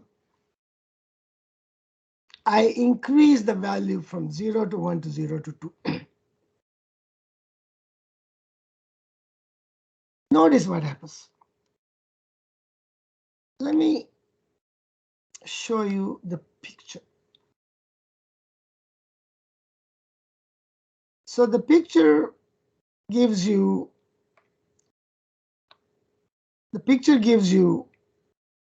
the value of lambda, which goes, well, let's just solve the problem. So we again solve the problem. Now the time is from 0 to t to 2. Lambda dot is once again 1, and lambda 2 is 0. So lambda 2 is t minus 2. And because lambda t is t minus 2, it is negative all the way up to there. So because it's negative, control is still minus 1. When you solve the control minus 1, the optimal solution x star t is going for all the way to 1 to minus 1. And you can, the area under the curve, the signed area under the curve. Remember, I asked you the signed area under the curve. Signed area under the curve means the negative area and positive area offset each other. So what happens in this case is the area under the curve, this is the curve. This area is half, and this area is minus half. And so they cancel each other, and the area under the curve is 0. So if you put this value, if you put all the value in the integral, you will find that the value is 0. So this is our second problem, which gives you a solution nicely. Let's look at the third problem. The third problem is minus x squared. Now, if you see, this is min if you put the plus here. And so half is a constant. And so that says I want to minimize the area under the curve x squared. That's what it says. Which means I maximize the negative of the area under the curve x squared. So this is a new problem. I still have a u in this interval, and so let's solve the problem. Hamiltonian is minus half x squared plus lambda u. And if I find the optimal solution, it is the same as bang solution. So u star of x and lambda, there's no t here, so I don't have to put t there. U star x lambda is bang of minus 1, 1 lambda. The adjoint equation is lambda dot minus x. And lambda 1 is 0. See, this is, you take the derivative of this, minus of the hx is exactly x, minus of h sub x is x, and you have a lambda 1 equal to 0. Now I can't solve this equation, because on that side is x. I cannot solve without knowing x. And I cannot know x unless I know u. But I know u because of lambda, but I don't know lambda. You see, I'm in a circle. How do you break out of this circle? One way to break out of this circle or dilemma is use some intuition. Since we want to minimize the area under the curve and x0 equal to 1, it's almost clear that I want x to be decreasing as quickly as possible. So let us therefore temporarily assume that lambda is non-positive in the interval 0, 1. And if it is so, then u is minus 1, because we want to decrease x. x is begin with 1, and we want to decrease x so that the area under this curve is minimized. So, and we want to decrease this and maybe decrease this as quickly as possible.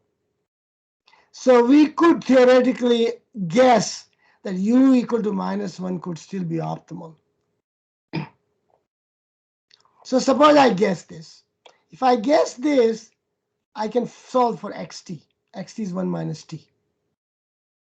Once I solve for xt equal to 1 minus t, I can put x1 minus t in 2.50, and I have a lambda equal to 1 minus t, like this. This I can integrate. So I integrate this both sides. This I got lambda 1 minus lambda t, lambda 1 is 0. This I get this way. Excuse me. So I have a lambda t equal to a solution. And this solution is non-positive in the interval 0, 1. Look at the picture. Is lambda. And because it is less than 0, the bang-bang solution says optimal control should be -1. And we use -1. So we are actually good. So we use -1, found x, put x in lambda, found lambda, and lambda turns out to be negative. And so for that negative, the control is -1. So everything, the circle is completed, and our guess was correct. On the other hand, if we made the guess wrong and you put lambda u equal to +1, suppose you put lambda was positive and you put lambda +1, you will find that it will not satisfy the condition, the necessary condition of optimality, and so you will have to make another guess. Any question here?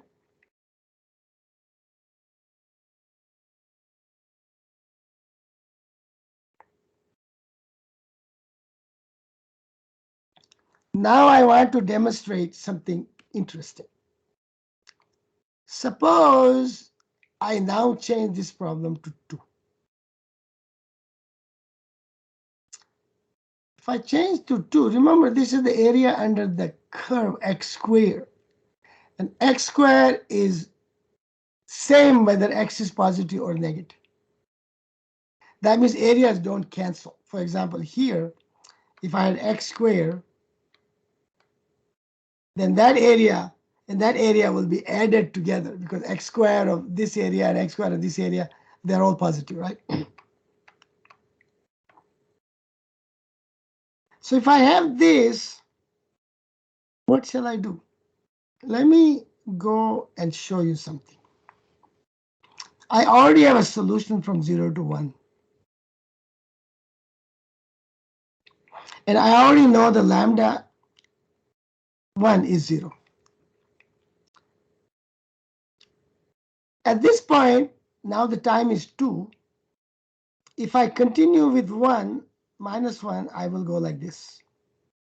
Remember, when I go like this, there's area under the curve, which is over this curve. Under the curve, it means over the curve in this case, obviously, because area is always with respect to the 0 axis. So if you put this area, that area, if you take the square of that area, it will still increase the value. And I want to decrease the value because I want to maximize -x squared integral. So you can see clearly the solution is to keep the control. So control is -1. At this point, I can set any control I want. I can set -1 if I want. I can set 0 if I want. But that wouldn't make any difference. But after that, what do? That would make a difference.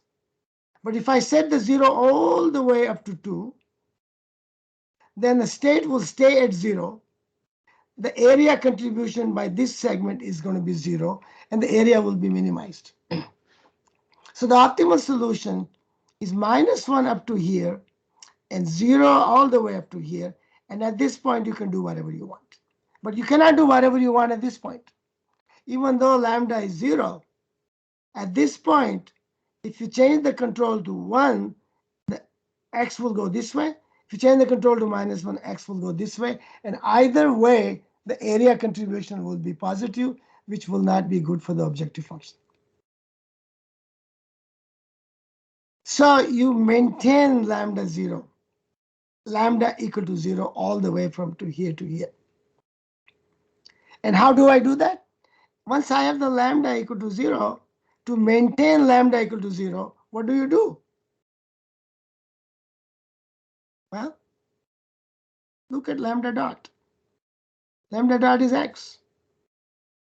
And up to t, up to 0 to 1, it was x was 1 minus t. I solved the problem up to t, up to 1. But at 1, x has become 0. So I have x0 at 1. How do I maintain the lambda 0? I can maintain the lambda 0 by maintaining x equal to 0 all the way. And how do I maintain x equal to 0 all the way? Well, I can maintain the x equal to 0 all the way by setting equal to u equal to 0 all the way. So the moral of the story here is that once I got here, if there was no interval here, I can do whatever I want at one point.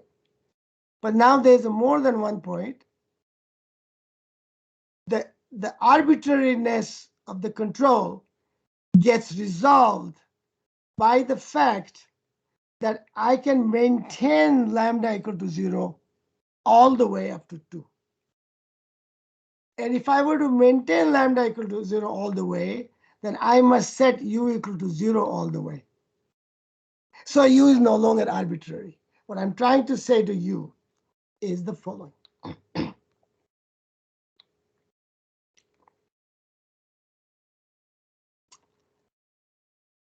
This way of defining is a function if you choose any value between 1 and -1 here. So it's not a problem. But if I have to choose this to maintain lambda equal to 0, then this arbitrariness gets resolved, and the only control that satisfies that thing is u equal to 0. So the bang function, this solution control is no longer undefined. I didn't mean, when I say arbitrary, I don't mean it's not defined. It means either you can arbitrarily set it or you set it by some condition, which will tell you what it will be. Okay. So now the optimal control is going to be exactly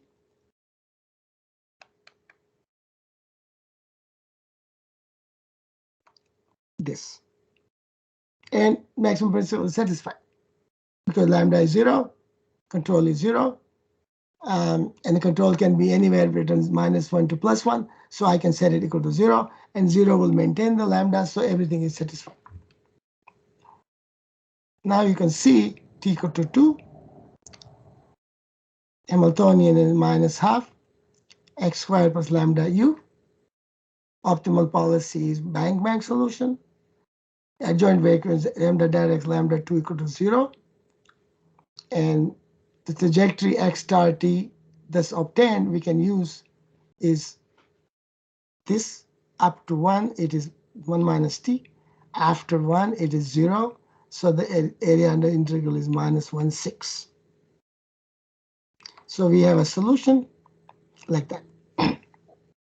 So this kind of control is called singular control. That means either it's arbitrary, if it's 1 point. If it is not, then you have to find out some way of finding what it should be to maintain the singularity. And to maintain the singularity requires certain control, and that control then becomes the control that takes place of that arbitrary value. Let's do one more thing here. What if I change the initial value to 1 plus epsilon?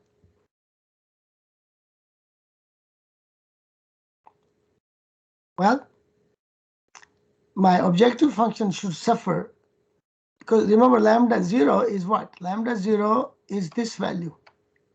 Sorry. Lambda 0 is this value, is minus half. Remember it was minus 1 in the previous example, but it's minus half now. So the value function, if I change this to 1 plus epsilon, my value function should change by this amount. This is O epsilon, which is a higher order term, but this is minus epsilon by 2. So the amount approximately should be changed by this amount. Let's resolve the problem. This is interesting. So, but what is more interesting about this is I had to create all sorts of notation to explain what is going on here. By the way, you don't see this kind of example in other control books. This is a specialty of this book. So the new control trajectory with the new initial condition 1 plus epsilon is minus 1 up to 0 to 1 plus epsilon. And then you switch to 0. So what I'm trying to do is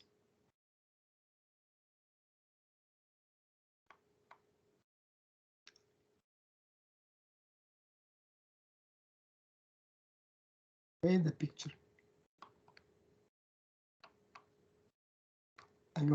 So what I'm doing, because it starts with 1, I start with 1 plus epsilon. And so that guy will become 0 here at t equal to 1 plus epsilon. So what is going on is I will now take the value minus 1 up to 1 plus epsilon and 0 after that. This gives me a new trajectory, which is 1 plus epsilon minus t up to this time, and after that it is 0.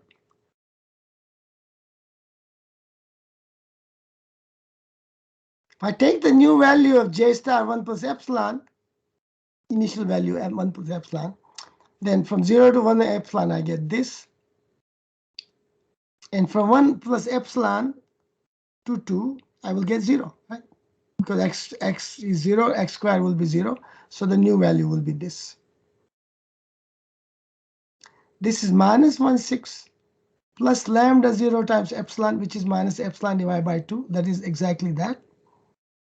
And this is a higher order term, which goes to 0 as epsilon goes to 0. So this is O epsilon.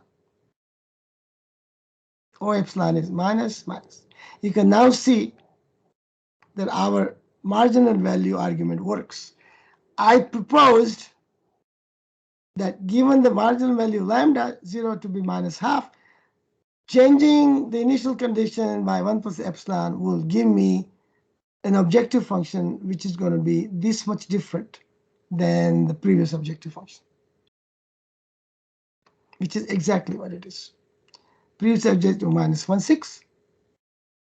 As you can see, previous objective one minus 1/6. Where is that? Did we compute?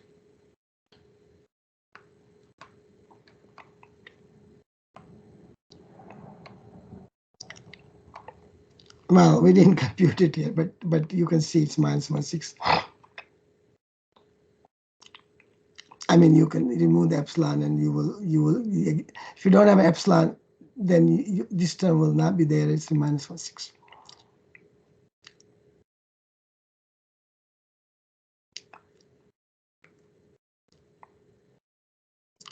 Now, I want to also do one more thing. I want to show you that once we have the control, I can also compute VXT. That means, what does that mean? That means that I can take any value x, yeah, and take any t. That means I can begin with any x and any t, let's say here, at this point. And I will find its optimal value from this point up to 2. That means you have to find the trajectory and find the optimal value and go all the way here. So that's what we are going to do now.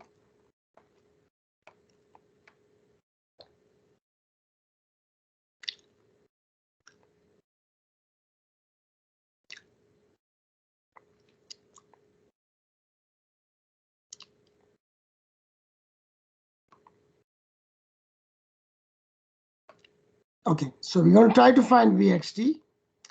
And we'll carry out the detail only in the case of any t between 0 to 2 and x between 0 and 2 minus t.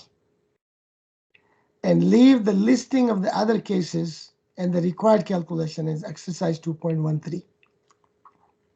Okay, let's do that. The optimal control given initial condition x at time t for any time s, which is bigger than t, is this. It's -1 from t to t plus x and 0 from t plus x to 2. It's kind of similar to that. By the way, the exercise I left you is complicated. That's why it will take more time to explain in the class. It's given to you as either homework or you have to practice this on your own. So once you have this U star, you can compute X star. So X star given the initial value X and T for any time S is given by this. You can integrate that. It's easy to do that. So now we can compute Vxt. Vxt is simply integral of -12 x squared from t to t plus x, and right, because that's all there is to it. But after t plus x is 0, so it doesn't contribute anything. So Vxt is from t to t plus x of -12 times square of this guy, which is this guy. So this one. You integrate that.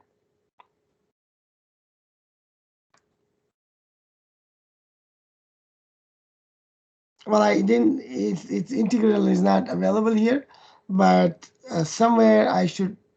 Is it in the book? Is that computed in the book, or I leave it here just like that? Okay. The idea is to find the lambda t. So I can take the derivative of this. So we basically, this is the Vxt. So we have the optimal, we have the value function. Okay, you can integrate it and find the formula, but this is just as good. In terms of taking derivative, if you take the derivative of this, it's not better to integrate it. Take the derivative inside the integral, it's easier. So I take the derivative Vx of t, and that derivative gives to me this. And then x star t can be substituted. So I want to find the optimal path. That's what lambda t is. So I take the v sub x and x star t, and this is the value of lambda t. You see, this is exactly the value of lambda t. Go back to the lambda t, and you will see. Look, this we computed by using maximum principle. Now we have computed this by using dynamic programming. We found the value function, we took its derivative, we took a derivative, we get exactly this quantity. So you can see our idea of defining the lambda this way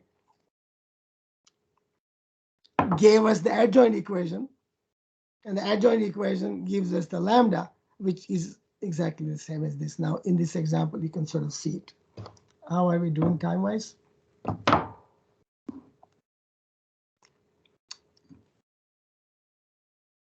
The last problem we do in this is this one. Now, this is slightly more complicated than the problem that we have got so far. Many of those problems, you can guess the optimal solution. But here, it's not so easy to guess the optimal solution. If I give you this example and ask you to guess it, it is not, unless you were Adam Smith or somebody else, Einstein, maybe I would not be able to guess it. But the maximum principle allows us to solve this problem. So let's solve this problem. Hamiltonian is given by this plus lambda times x plus u. And if I solve the Hamiltonian problem at each point in time, I need to find u. So I take the derivative of that with respect to u, set it equal to 0. Even though u is between 0 and 2, if I take the derivative, that is the form of the derivative. That's the optimal. But it's optimal only as long as it's between 0 and 2. If it's outside 0, I'll set it to 0. If it's outside 2, I will set it to 2. That's it's okay in this case. The adjoint equation lambda dot is minus 2 minus lambda equals 0. This is easy to solve. It's a linear differential equation. So you can go to appendix 8.6 and solve that equation. Or you can, if you know how to integrate that, you can actually take on this side, you put d lambda divided by minus 2 minus lambda, you integrate that, that was going to give you a log. And on this side, when you take it this side, this is 1, so you can take integrate on this side, and that will give you this as well. When you have a log in there, you will see that when the log goes to the other side, it becomes exponent. But this lambda t, if you plug it in here, it gives you u star t that may not be all the way between 0 and 2, but it could be sometimes outside this. So our control is this function. If this guy is bigger than 2, this guy is not this guy is that one. So if that quantity is bigger than 2, I set equal to 2. If that quantity is in between 0 and 2, I set exactly the quantity. If that quantity is less than 0, I set the lower bound. This function we define in section 1.4 or whatever as a SAT function. SAT. This is not Saturday. This is not SAT test. This is called saturated amplifier. The amplifier cuts off the current if it exceeds a certain value because it protects the device. And so you can, that's the terminology coming from electrical engineering. U star T is 0 if this is negative. If it's 2, this is positive. And it's exactly this value if it's between 0 and 2. That's the optimal solution. If you look at the picture, you can see this is the lambda t minus 3 divided by 2. And this function is about 2 here for this interval. So from 0 to t1 equal to approximately 0.5, the function is bigger than 2, so I set equal to 2. Between this 0.5 and approximately 1.1, the function is exactly between 0 and 2, so I set it like that. And between that point, 1.2 and 2, the function is below 0, so I set it 0. So that is the function inside the saturated function amplifier. And the optimal control is given by 2.60, which is the solid line. So the optimal control is like this, like this, like this. I don't think I could guess that optimal solution. This is interesting. So you can see now the maximum principle has given us some ability to solve this problem that we could not have solved if we were to do brute force.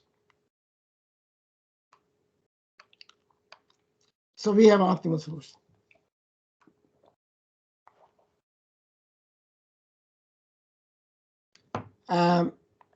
Let me see what I need to do.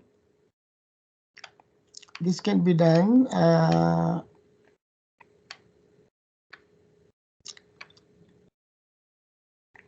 Okay, so maybe this is better this way anyway.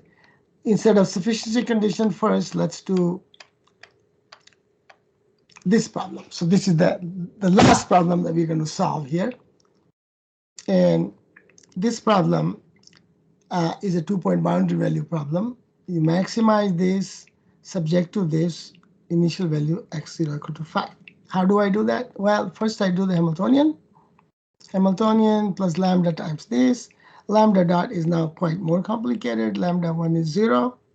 X dot is, if you solve for h sub u equal to 0, if you solve this equation for u, optimize this for u at each point in time, then it gives you u star equal to lambda. So the x dot becomes x cubed plus lambda. So I have two equations. One equation is lambda dot is given in x and lambda. X dot is given in x and lambda. U is outside. U is gone. U is gone. So this is the two-point boundary value problem. Terminal value of lambda is given. Initial value of x is given. How do you solve this two-point equation? Well, you do the following. You first guess the initial value of lambda. If you guess the initial value of lambda, then you have initial value of x0, initial value of lambda, and you can bootstrap it. You start with 0, find the value at delta t, then you get the lambda dot x dot at delta t, you can get a value at 2 delta t, and you keep going all the way to the end. So it's a forward way of solving the problem. You can do that, or you can guess the value at the end of xt and then go that way. That also works. Put xt equal to whatever value you want to work, and you solve backward. Okay. So let's go back the way we had it. We will guess the value of lambda, some value, lambda 0, whatever call it. Then we solve the equation forward. When we solve it, x0 is 5, so it is no problem. Whatever xt happens, happens. But lambda 1 has to be 0. So when we guess the lambda, which is not which will not give 0, then we have to change the guess.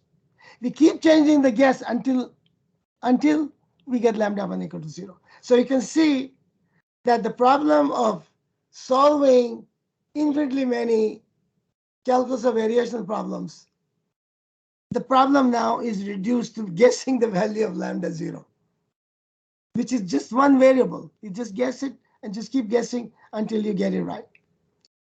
But the Excel will guess it for you very, very quickly. So this is what happens. So you guess lambda 0, solve the system, check if lambda 1 is not 0 or not. If it is not 0, you again guess, keep going until lambda 1 equal to 0, then you stop. So here's what you do. You discretize the problem. When you discretize the problem, x dot becomes x dot becomes t plus delta t minus xt. So put xt on this side, then it becomes x dot. So the t plus lambda t is given by this, and lambda t plus delta t is given by this. Basically, I just changed, I put d lambda dt and change dt to lambda t. I mean dt to delta t. And then delta t comes on this side, delta t comes on this side, and I have these two equations. And I put delta t equal to 0.01. You can make it 0.001 if you want. Depending on how good a solution you want, you can discretize it finer or less finer, up to you. And I will begin with a guess lambda 0 minus 0.2. When I begin a guess, I use Excel sheet. I'm not going to go there because you will do this as an example, as a homework. This problem will be given to you as a homework. And what happens is that you put the lambda 0, ask the Excel to solve the problem. So the Excel will solve the problem for you. These are the value of x0 and lambda 0. But then you find that the lambda 0, which is the value at 101, is not 0 anymore. It is whatever it was. And you say, set this value, this is the lambda column, this is x column, set this value to 0 by guessing the value in the first column. And then it will do the guessing. And once it guesses, it will chart for you. So this is your optimal solution. So this Excel algorithm gives you an optimal solution to a problem, which is even more complicated than the ones we have solved so far. And again, Excel works only for very simple problems like this. More complicated problems in chapter 3 and 4 are difficult. And you may need gradient techniques and other things to solve the problem. But this gives you the idea of how we go about solving the problem. So the last part we do is sufficiency condition, and we have about enough time to do that. So what we did was a necessary condition of optimality. Now we want to give a sufficiency condition, and this sufficiency condition is given by this is something obtained by the economist called Kenneth Arrow, and also another mathematician called Mangasarian. So these people gave this particular kind of formulation of the sufficiency condition. This I do the error formulation. I'm currently writing a paper where I'm writing a paper on Nobel laureates' contribution to operations management. So this will be listed in that paper. That paper is invited paper for POM, and I'm just about finished with it. But it is a paper with 400 references, and there's a lot of stuff going on. One day it will be distributed to the PhD students in our school once it gets finished. Okay, so the way the proof works is like this. You have a h of x u lambda t, and you want to maximize this. When you maximize this, u will be a function of x and lambda and t, that u star. And so you can define a new function h0 of x lambda t, because u star itself is a function of lambda x lambda t. So this function is another function of x lambda t. And then there's the envelope theorem, which is also very much used in economics. Just about everybody who's doing the mechanism design using this theorem. The theorem basically says that if I take the derivative of this, it is the same as taking the derivative of this. So I don't have to know the exact nature of this function u star. And the way it is true is as following. If you take the derivative is to be taken at u equal to u star. And so u star is a differentiable in x. So we differentiate. So we differentiate h0x. The first is x. Then you differentiate with respect to u, and then u with respect to x. Notice if u maximizes this, and if u is unconstrained, then this is 0. This is the first order condition of maximum. If this is 0, then 0 times whatever this quantity is 0. So we have this envelope theorem, which is this theorem right there. If u is constrained, it turns out that it is also true. It's in the boundary of the omega t. Then what happens is that this quantity, this product, either this is 0 or this is 0. Because if it's stuck at the boundary, then changing x does not change this. So this is not 0, but this is 0. Or this is 0 and this is not 0. So either way, you have the second component 0. There's some reference I given in the book where I proved this in a more general setting in a paper many years ago. And then there are other places that you can see this. So once you have this, sufficiency condition is easy to derive. By definition of H0, because it maximizes H, we have this. We assume the H0 is concave. This is the Arrow's condition. A0 is differentiable and concave, so I can differentiate. And for every concave function, this is true. We talked about that in chapter 1. If the function is differentiable, then the approximation overestimates the function. So this is the approximation of the function given the value x star t. This is approximated xt. You take this and you take the derivative and multiply by the difference. This is the tangent. And so I think we went through that in section 1, chapter 1. So this is true.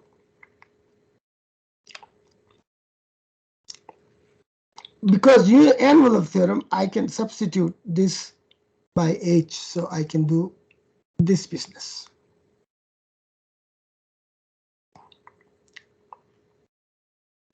And the adjoint equation, I can open this up, so I can put the adjoint equation.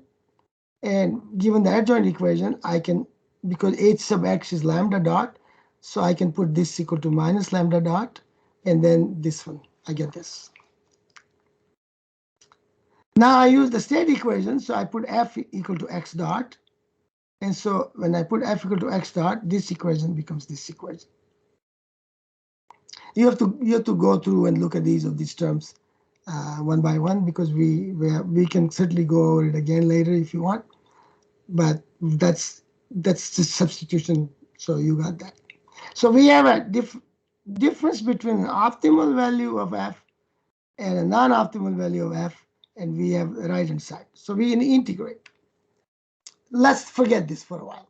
Let's assume s equal to 0. Okay. This is an additional thing that you can do, but let's assume for the timing s equal to 0. So keep in mind when s equal to 0, the objective function is only this integral. So forget this, just forget that. So if I integrate this, I will get the difference in the objective function. This will be j star and this will be j for any value of x. So that difference would be bigger than this. Remember, forget s. So forget this. So that difference will be bigger than this. But notice what this is. X0 minus x star 0 is 0. Because this is the initial value. The optimal solution also has to begin with initial value. I don't care what lambda 0 is. Remember, lambda 0, we don't know. We only know lambda 1. But lambda 0, we don't know. And so, but this will be 0. So this says j star minus j is bigger than or equal to 0, which means that u star that satisfies the maximum principle is actually optimal. Okay. Now, suppose s is not 0. Then what happens is s also satisfies this condition because of differentiable and concave. And j star now is not this, but this and that. So I add this on both sides. When I do this, then extra term here that comes in.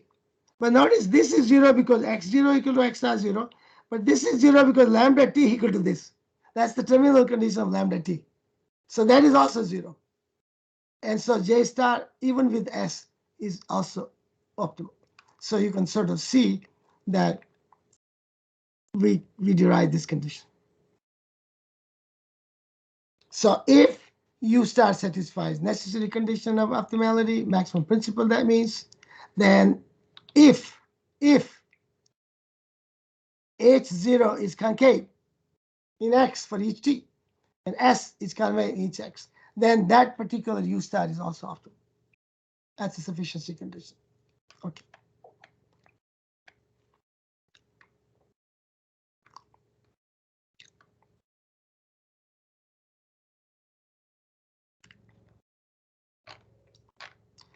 So we are done with chapter 2. We have a few minutes left. If you want any questions, please ask right now. And homework, Gautam. Is Gautam gone? Has he given you the homework? Oh, I have the homework.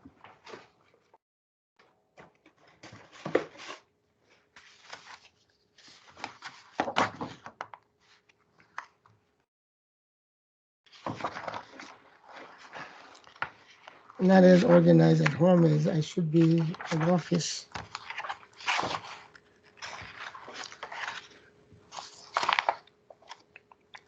Homework is 2.25, 2.30, and 3.11. 2.25, 2.30, and 3.11. 2.30 is the Excel problem. So 2.30 is exactly an Excel problem.